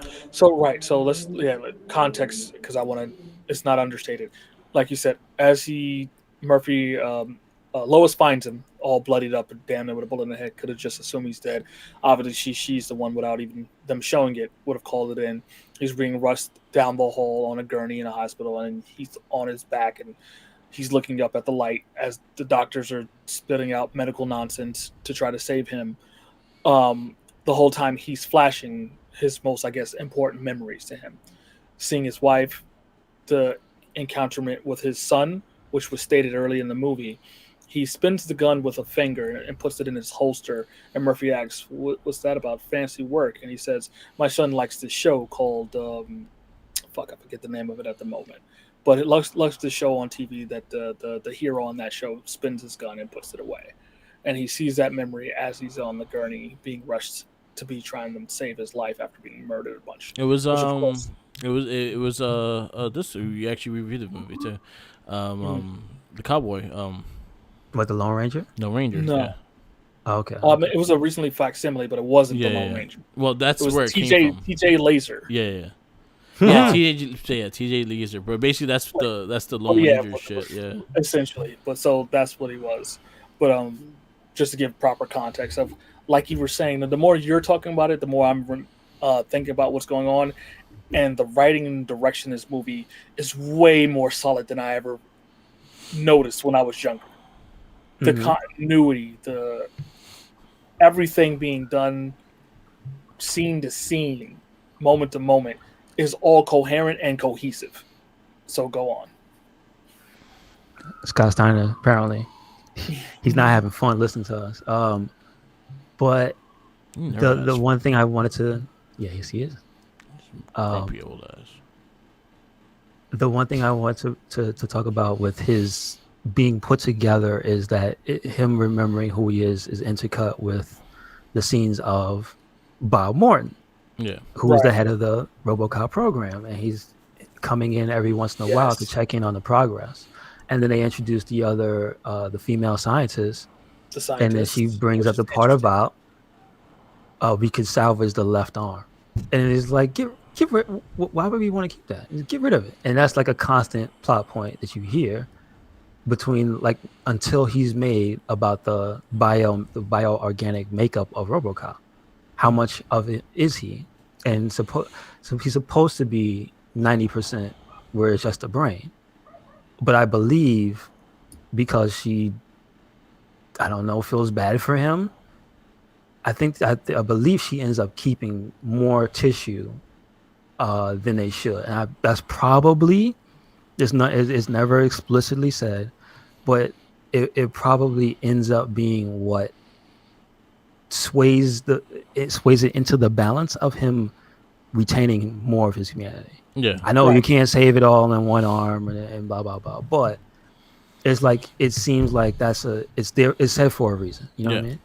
Well, for the most part, yeah, it's definitely more than what we can see because he has the simplest of a digestive system because they Well, mentioned yeah, it they go that into he that has a part. paste that he can eat that The helps black maintain bees. his life functions, which means he has to have something to break that down. So he at least has his head and a stomach and the connecting tissues for all of that in the center of his chest. So the guy goes, tastes like baby food. Yeah, which I And liked then the as guy well, goes, which is a little detail they didn't have to do, but I feel mhm. like it meant so much. It was a funny little quip, but I think it added like nothing's wasted, like you said. Yeah. And again, just the as this movie's going on, you're still here and there hit with little ads for things. I remember there's the ad for the heart. And the thing that made me laugh was that Heart had brand names. Do you want a Yes. Kawasaki? Yeah. It was just like, bruh, come Well, on, man. interestingly enough, funny enough about the heart, because he mentioned Jensen. It's a Jensen heart, which is Jensen's is from the pharmaceutical company Johnson and Johnson, and the name of the current COVID vaccine from Johnson and Johnson is called Jensen. Well, how about? I mean, listen. Hey, Little info for you there. also the lead character in Deus Ex: Human Revolution, The name is Jensen. and he's pretty much a RoboCop. Good point. So this movie influenced a lot, credited or uncredited. It influenced a lot. And the more times you look at it and you pick up the little details, the more you see that not just the concept of a robot policeman was lifted. There's a lot of different things from this movie that people took for inspiration. All right, that's So let's see. With that said, we established him having the memories. The next time you see him, he is RoboCop, the iconic robot man. Yes. And they're introducing him to the police force. The sergeant, I think he's a sergeant. The sergeant wigs out when he sees him. Everybody's freaked out. Lewis is like, "What the hell?" She knows it's Murphy. Yeah. She sees the shot and how you handled the gun. Well, I'm sorry. Let me jump in one more time. And I know I'll make this long because I'm a kind of a mark for this film. So just like, leave it not to be stated, the entrance to the police department is iconic. Yeah. So when he walks, what precedes him is our guy Bob Morton, bumps in, throwing all his big cock OCP weight around. Sees our sergeant. Hey, what the fuck is going on? Is dismissed by Bob, as in, we're OCP official business. Go fuck off. You know what I mean? Mm-hmm. And like you said, everything's been set up priorly. Like while we can say essentially maybe a year has passed since he died, or maybe a couple of months, because in Bob Morton tells the boss that we can have this up and running prototype in 90 days. Yeah. And not so that's 3 months. Yes. So from the time that he dies, which is a couple of days after that, to them getting him fully built and working, during the scene where he's flashing on and off as RoboCop, New Year's had passed. They were celebrating New Year's, hence the pretty girl scientist kisses him on the visor. And then a little bit after that, they're back. So a good significant amount of time has passed. So they had already established a setup area inside their police department for him to arrive. And then you get the iconic sound that I love. It's the walk as he walks into the police department. That thud and the sound effects is like, it just hits me every time. The doof, doof, doof, and everybody goes silent in the freeze-over scene. And like kids all fucking run because he's silhouetted behind the glass that divides the police department hallway toward the main bullpit area. Is this opaque glass that you can't really see through, but you can see a silhouette through. And he's walking by that, and you hear the sound, and everybody running, trying to see what the fuck is that. So like, it's a whole mood. That establishing side is the whole thing. It's super important. It is the first time anybody has seen RoboCop outside of the scientists, essentially. But you do also learn that RoboCop was in the bottom of the precinct. Yeah. The entire time. Yes. Like they had a station under the precinct, so he was never revealed to the outside world because he never had to go outside. Yeah. So he just went from the basement, apparently that's where it was, to the first floor of the precinct. So that's another thing he has not been exposed to the outside world at all. So everybody's freaking out. We gotta move a little more. Oh, okay. Yeah. See, I'm trying to get. but essentially there is a clash between the two. So we know he got fucked up by Clarence Boddicker.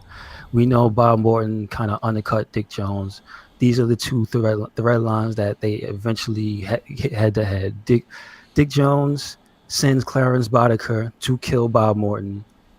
And one of my favorite lines in the movie, bitches leave. It's just fucked up because Bob's having him a little coke party with his two female friends, and yeah, over his success of RoboCop, and he is murdered because he undercut Dick Jones for the project. Excuse me. Yeah. So you have that. Then you have the last loose end is RoboCop to Clarence Boddicker. And that's where we get the like you said before, Jinkies, about the meeting of the two drug kingpins. Yeah. And the showdown in the factory. And so essentially that's crashed by RoboCop. And he beats everybody's ass, kills mad people, and takes in Clarence Boddicker. And that's where it's made very apparent, very, very apparent that he is not to be touched because he almost instantly is free. Yeah. So essentially it's setting up the showdown, which is like the climax of the movie. Yeah.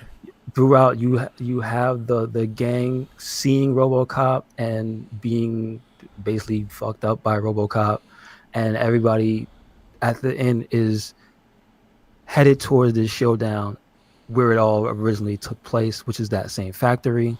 You get one of my favorite scenes, which the motorcycle guy / the dude with the sharp sideburns tries to take out RoboCop. Yeah. RoboCop shoots the glass in the truck, and he slams into the toxic waste. The other dude bails on him. Did you get he turns into a mutant man, and then there's that going on while the showdown's happening. He walks to the other guy. Help me! And the guys, don't touch me, man! Oh, just yeah, iconic stuff. One of my we kind of like skipped, but when the first meeting with Ed, and the stairs, how he got defeated was just the staircase. Yes, like, hey, yes. go look, I can't go down the stairs. It reminded me of Toka and Ninja Turtles too. Yeah, I mean, again, who knows? Yeah. Who knows? Yeah. Inspiring a lot of stuff, man. As I watched this, like again, it made me think of other movies, and that's something that you could establish that this might had a lot of influence in movies that came out in the future wise, because like the four main villains, I thought of The Crow, 100% thought of The Crow, because they were known, but they were known through the whole movie, and then him getting revenge on them, kind of the same thing with RoboCop. RoboCop lines up remembering them, and then sorts out and to getting them and everything like that too. So established that. But yeah, Ed dying, pretty much falling down the stairs, made me laugh. Yes, it was a fun scene. It was done to make so. But just to throw in a little quick thing to help people establish that as we get towards the end of this, is that RoboCop was also in the attending bed, established with 3 prime directives and 1 fourth one unknown. The prime directives were to serve the public trust, protect the innocent, and uphold the law. Yes. And then, we'll definitely get to that last one. Yeah. You'll get to. Yeah, the last one is you funny. See the last one. Last one, you see it coming. You see, yeah. It's shown with the confrontation in OCP. Yeah. But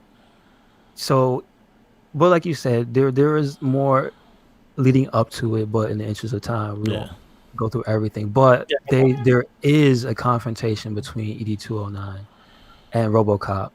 There was also a confrontation because he is made public enemy number 1 between RoboCop and the police force. Yeah. And he's basically destroyed, and Lewis is the one that saves him. Yeah. There's also establishing what takes down ED-209, because the criminals at one point steal military-grade equipment. Yeah. And that gun that they get, which is called the Viper. Did they really steal it? I feel like it was. No, they were gifted. They were allowed to take. They didn't steal. They had it maybe look like they were stealing it, but they didn't steal it. They didn't really steal. They had the combination, and they were like, "Oh yes, we take all of it." We take all, yes, basically. But like you get that, and so that's that's how that's how RoboCop and ED209 resolved their confrontation, Yeah. basically. So, but what it comes down to is essentially all the gang members meeting their end, and the showdown between Clarence Boddicker and RoboCop, which it doesn't go down quite as expected because with the help of the last gang member, Yeah. they get the jump on him, Yeah. and Clarence Boddicker impales him with a pipe. And as he says, "Sayonara, RoboCop," RoboCop pulls out the. Does that have a name? The It's a spike? data spike. I guess it is. Which we've seen up to this point being used to extract data from computers. It's used It a lot in extracts Mortal Kombat. blood. It extracts his life from his throat. Yes, it does. Because he jigs him one time, and you One get the good one. hugest blood splatter.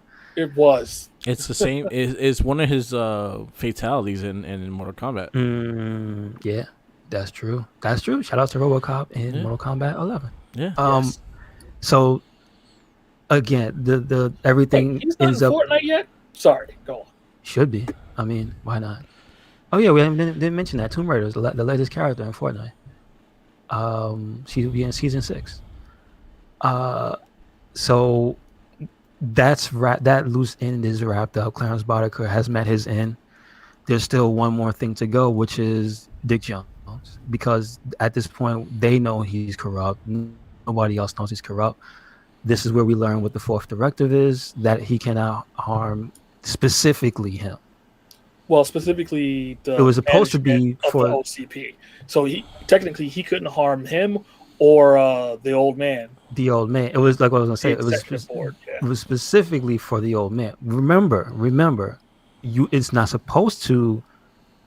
It seems like something that Dick Jones probably had put in, Yes. because remember, he was the rival of No, Bob. he said he Bob- put it in. of Bob. In Yeah, the that's what I'm saying. confrontation. He says he did it. Yeah. Okay. Thank you. Because remember, he was the actual opposition to Bob, so there was no reason for him to be in that program. I'm just saying. So you get that thing. RoboCop overcomes that directive via his humanity. No. RoboCop overcomes that directive because in the confrontation, The guy. Yeah. yeah, he- You're fired. fired. you're fired, and so therefore They used the directive was loophole. pulled out. The It was a nice loophole loophole. It made perfect to sense. get rid of him. Yes. So again, the old man kind of saves the day. You know what I mean? Again, I still feel his character was just literally just a clueless billionaire. Exactly. Heart in the right place, but so distanced from the actual people he's trying to help that he Mhm. doesn't understand why things are going wrong the way they are. And he's got just evil people all around him. Yes. Exactly. So Um, there's people who want to take advantage of the kind-hearted old man because of their own personal gain. Yes. Completely, Basically. 100%. So then again, another iconic scene where he shoots Dick Jones and he falls out the window, He shoots and the claymation. That scene. So Let's just again, make it this smaller movie until he's gone. is just full of. It's just there's tons of iconic scenes in this movie. This movie deserves its reputation as being a cult classic and just a popular, not just popular, just like a good movie. I think I'll say it's probably one of the most popular '80s movies. Like top It's- 5. It got in there. Yeah, I Got in think there so. at the end. 87. So, and that's I guess that we could wrap that up because that's the end of the movie. My feelings are give it a 10 out of 10, even though we grade on a 5. I don't Yeah. care. Exactly. This is 6 out of 5, Yeah. 11 out of 10 It's for me. numero uno. But I'm biased. I might do a cast on just this movie all by myself to go into all the little details that I love. But it's wonderful.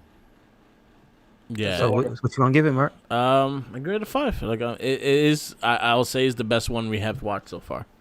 And I don't think nothing's gonna beat it. And well, Batman's gonna be a questionable one, and Turtles. I think Turtles is gonna be my number 1, 100%. I know that for a fact that's gonna beat this movie. But So we're doing Tim Burton's Batman. Is that what we're doing? Tim Burton's Batman's in 2 weeks. Okay. 2 weeks. Gotcha. So And then original Turtles. Oh, this is a good movie watching. So we're gonna go from a great movie like this to a shitty movie like Superman 4, but Yeah. it is what it is. Unfortunate. But yeah, I'm gonna give it a 5. It honestly, I haven't watched this movie in such a long time, so me getting reintroduced to this movie, I think again like how we just looked at things differently and actually caught a lot more things. That was kind of what I was doing with this movie, just looking at just what they use. Because honestly, even like the graphics of it kind of holds up in a way, even though it does look cheesy at times, it still looks really good. Most of it was practical. The Ed 209 stuff was fucking / claymation and what I mean, stop motion. But for everything else, because we all know that the original RoboCop suit was a 90-pound fucking metal suit he wore. Yeah. So all the fucking practical effects were just great. Yeah. It just brings back my childhood too. Like honestly, I remember having the toys. I remember having the cop car and the cap and burning my fucking finger because it got really hot. Terrible bad 80s toys. Yeah, but it's a stand the test of time, man. I think it's still a good movie to this day. I'm gonna give it a perfect score. It's a 5. It's gonna be number 1. Fucking RoboCop boy. And yours is gonna be number 1 as well, right? 100%. So much higher than everything else. Yeah, it's in its own category. I think like. I think when we're going through this list, there are those movies that you know for a fact is going to be beating out a lot of things. This is one of those movies that I knew is going to be a hard one to beat. Yeah, I'm just interested in rewatching Batman. I haven't watched Batman in maybe I haven't watched it in 20 years. I'm gonna watch A long time since I've seen Batman. Yeah. So this is our verdict for this week is RoboCop. Next week we got Superman 4, The Quest for Peace. That's the Richard Pryor one? No, that's Nuclear Man. Nuclear Man. We did 5. Yeah, that's 4. Oh, there's only 4 Christopher Reeve movies. You're right. Sorry. Superman 4. We have Batman. Tim Burton's Batman, the first one. We have The Punisher, starring Dolph Lundgren. Toxic Avenger 2, Toxic Avenger 3, Captain America, Darkman, Dark Tracy, Hardware, and RoboCop 2. Those are like the next 2 months. Okay. So we got a RoboCop 2 before Turtles. RoboCop 2, because we've talked about it on and off, and you're the only one who gives me that defending of RoboCop 2, and I need to watch it again with a different eye than I remember watching it before. RoboCop 2 is great. Yeah, you say that, so I need to watch it again because my brain tells me, no, it wasn't. Because it's I need to go watch it again. The thing is, it's not as heavy, but when you see it, it's almost just a slightly lighter version of RoboCop. Yeah, because it wasn't that PG-13. It was PG-13. That's what I know. There was no more R-rated RoboCops. They were like, we're gonna sell toys more this time. But it wasn't the. It wasn't. We're trying to make it a Turtles child 2. thing like 3. No. It wasn't Turtles 2. It wasn't that either. Yeah, that's gonna be a good. I think that's what I'm doing to it. So I gotta go back and watch it, like you said. I actually think we should do Turtles 1 and 2. Like we should do part 2 as well because I think Turtles 2 is really different than Turtles 1. Yeah, it is. It's like a hands down difference. We could skip 3. We know 3. That's a completely different direction, yes. But 2, like again, they had a toy line. They were able to get toy lines. They were able to get this. They were able to get that. First movie, they were like, no, we're not giving you toys. It's too violent. Your turtles are cursing. Can't do that shit. Jim Henson had problems with the first movie. Did he? Yeah, he didn't like it because it was too violent. But it was wonderful. Yes, it is wonderful. But RoboCop is our probably number 1 right now. And it's gonna probably be number 1 until Batman Tim Burton, and then that one's gonna fight it out. I think Tim Burton. I have a feeling right now Tim Burton Batman 2 is gonna be number 2, right, and then Turtles is gonna be the questionable one to break those. What year was Batman Returns? Batman Returns. How long after? We'll probably do Batman Returns like later this year. So our list right now is Superman 4 next week, Batman, The Punisher, Toxic Avenger 2 and 3, Captain America, Darkman, Dick Tracy, Hardware, RoboCop, TMNT, Guyver, Rocketeer, Batman Returns. Guyver? Holy shit.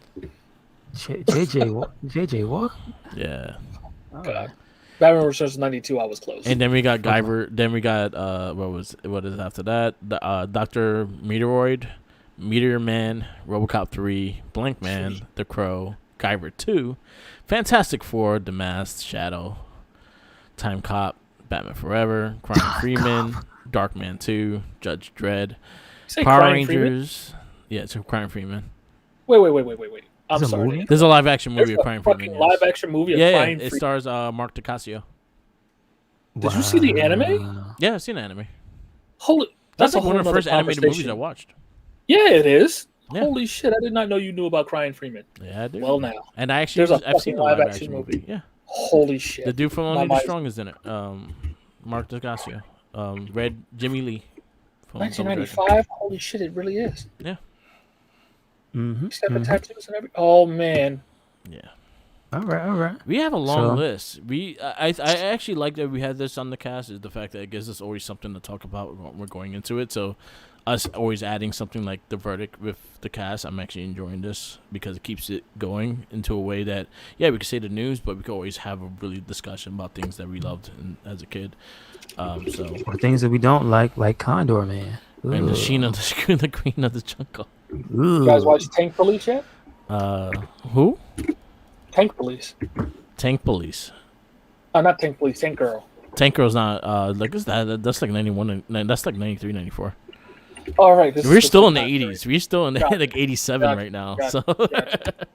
we still in the 80s, and the 80s had a lot of shitty movies. So we're going through that. We had Howard the Duck, which was a weird fucking movie. We had Weird Science, which it's funny shit with Weird Science because we wasn't part of it. Weird Science, it has nothing to do with the comic book it's actually named after. It's just the title they used. Weird Science was like it was kind of like a Twilight Zone of comic books. Had like a Just bunch a of different bait and stories. switch. Yeah, That's what it was. that's how they got you. Yeah. Anyway, Sucks. last but not least, I just want to bring it up. Avengers. Are you interested in Black Panther? Oh, the game? Yeah. Yes. That looked. They need to show me gameplay and what that's going to be like. They only showed That's- the trailer. Go on. I'm sorry. Is that in the engine of the last Avengers game? Yeah. It's just his own That's thing. just an add-on. Yeah. It is an add-on. It's Add-on? No. An add-on to the Avengers, or It's a can DLC. you buy this? to the Avengers. I'm not buying that. Yeah, I thought so. So like, each character gets their own like their character and like their own little world section of the game. Like Hawkeye had a Yeah. whole section. Black Panther's gonna have. How I was guess, Hawkeye? Wakanda in it. Anybody I- experience Hawkeye yet? I don't care. I about just saw a Hawkeye thing now. about Hawkeye where he has an animation that's straight out of that someone put side by side, like they just stroll from Monster Hunter. Yeah. There's an animation where he takes the arrow out and he spins around, striking it on the ground, and then launching it kneel down position like you do with the fucking bow and like they put it next to each other. I was like, But huh, is that's it good? interesting. Is That it I don't good? know. Because I don't know. that game wasn't great. The It game was. wasn't It had great. potential, but the way they nickel and dime for everything made Yeah. me say no. So I think I'm gonna wait if they get all the DLC out for that game. So this one, Yeah. well, I don't know about Spider-Man because I don't have a PlayStation, and I think that deal needs to dry up. They need to release that. Well, to they save the don't. game. They still got them rights, right? Sony still has the rights, but I still feel like if the developer wants to continue that game, everyone needs to be able to have access to that. They day need to one. scrap that engine and just start with another engine. Like take I the agree. Spider-Man engine or something. I'm kind of like that. That game had the chance to be something more than it is. yeah, I And I agree. feel like it just turned into a cash in. I agree. Like I wanted the game to be good. I own it. I bought it, and I wanted it's a to like service. it. I just got extremely repetitive. There's no like really good villains in the game. Like you only fight 3 main villains, and the rest are just generic robot people. for the And then for the games. with Hawkeye, I think they brought in Maestro, which is just you fighting the Hulk again with a beard. And then I think Wakanda is gonna have Claw. Yeah, Claw is the villain. So, there to and which steal is the going to be vibrator. like Taskmaster, but just with a gun instead of him manipulating your moves. The game. The trailer didn't do it for me. Yeah. Black Panther look cool though. He himself, yes. I don't I'll like give the him whole credit. Tony Stark little circle he has on his chest, but other than that, I dig the suit. The voice acting too was familiar as well. I know that actor. I Yeah. gotta figure out what his name is. I have a feeling he talked him before. Exactly. Like it sounded like that. I think he did it for one of the cartoons. Then it's the same voice actor then, because I think it's the same guy that talked him in like the Marvel cartoons and shit. Yeah, I Okay, think so. that's cool. Avengers. It's But something. yeah, I saw that. I saw the trailer. I was just interested in what you guys think. I still own the game, so I could just download and just get it back in and see where it goes. But honestly, if it's not that really different, I'm not. I don't think I could keep going with it. I hear you. They I did hear to it. themselves. That's all I gotta say. You know, I'm used to backing the wrong horse. Yeah. Oh yeah. Yeah. You love giving the money for the wrong horse. I'm trying to see how this Outriders is going to be. I heard But good I'm things about cautiously it. optimistic. I've been played hearing the good demo. things. I liked a lot about it. It's a third-person over-the-shoulder shooter. It's like, oh, third-person already a win for me because I can see my cosmetics. And if it's a loot shooter, yeah, I like to see what the fuck I look like. Yeah. The mechanics are similar to Gears, which is fine. I like that style. The shooting seems solid. I just got to figure out about that network issue. I'm hoping when the game launches full that it's going to be fully server based Yeah. because I believe the demo was it was host based. Okay. It was 100% host based. So I would load it into a game with somebody and it would fucking that rubber banding. If you know what rubber banding is, it was bad. It was bad. It does have crossplay, so I like games having crossplay out the gate with all the multiple platforms because I feel like that helps the longevity of a game if multiple people can play it from different platforms together. So you don't have to worry about, well, did it sell well on PlayStation? Did it sell well on Xbox? It did fine on. The only issue As is long as it does enough to not shut down in the first year or the first few months. I'm gonna see because it had another. The content seemed decent in the demo, and your save carries over to the real game when it comes out if you continue. Okay. All right. Okay. Yeah, I saw. I was looking at that. All right, I guess we wrap this up. Yes, sir. Yes, sir. Thank you for listening to another episode of the It Gets Better I Swear podcast. Make sure you check us out anywhere and everywhere. Red Cyclone Inc. That is Twitter, Tumblr, Instagram. That is SoundCloud. That is Spotify. Also YouTube. Nice. And we got a WordPress, so check it out. Check it out. We check got it out. Well, you just posted some new stuff on the WordPress, right? Mm-hmm. Yes, sir. Yeah, check it out. Put the Wrestling Babble on there and everything. So yeah, check it all out. You put pictures up too. What game have you been playing? Neo 2. There you go. That's So what I check saw. that out. That's what I saw. Definitely check that out. Check out all our casts on Recycling Spotify. We have the Not a Trekkie. We have the Shell Shock. We have the Morphin Cast. We have the Gamer Rage podcast. We have our weekly It Gets Better I Swear and the Wrestling Babble pages. They're all on Spotify. The easiest way to get our podcast. Follow me on Instagram, Tumblr, Twitter, SoundCloud, YouTube, and Twitch. I'll mark with the mic. I will be twitching soon. I promise. I'll have a schedule and everything. Most likely, I'm going to be doing Yakuza Like a Dragon. So stay tuned for that. I'm going to play the PS5 version because now I'll have to replay the fucking game, and I'm angry about that. But I'm going to have fun doing it. So I might as well have commentating with it, I guess, right? Anyway, follow all those. And you don't have to. Well, Jinkies could tell you where he's going to be at, so you can follow him. Currently now, you can just follow me as on Commander Farrell on Twitter and Commander Farrell on Twitch. Yeah. You can see me do art streams now and here again. Be practicing my sketching and Drawing stuff like boobs. that. Yep. Draws a lot of boobs. Yeah. Usually I will say always remember to follow the Jinkies and some weird thing to happen to him. But I'll do it in his face. Follow the Jinkies. Stay away from my sandwiches. All right, peace out, ladies. And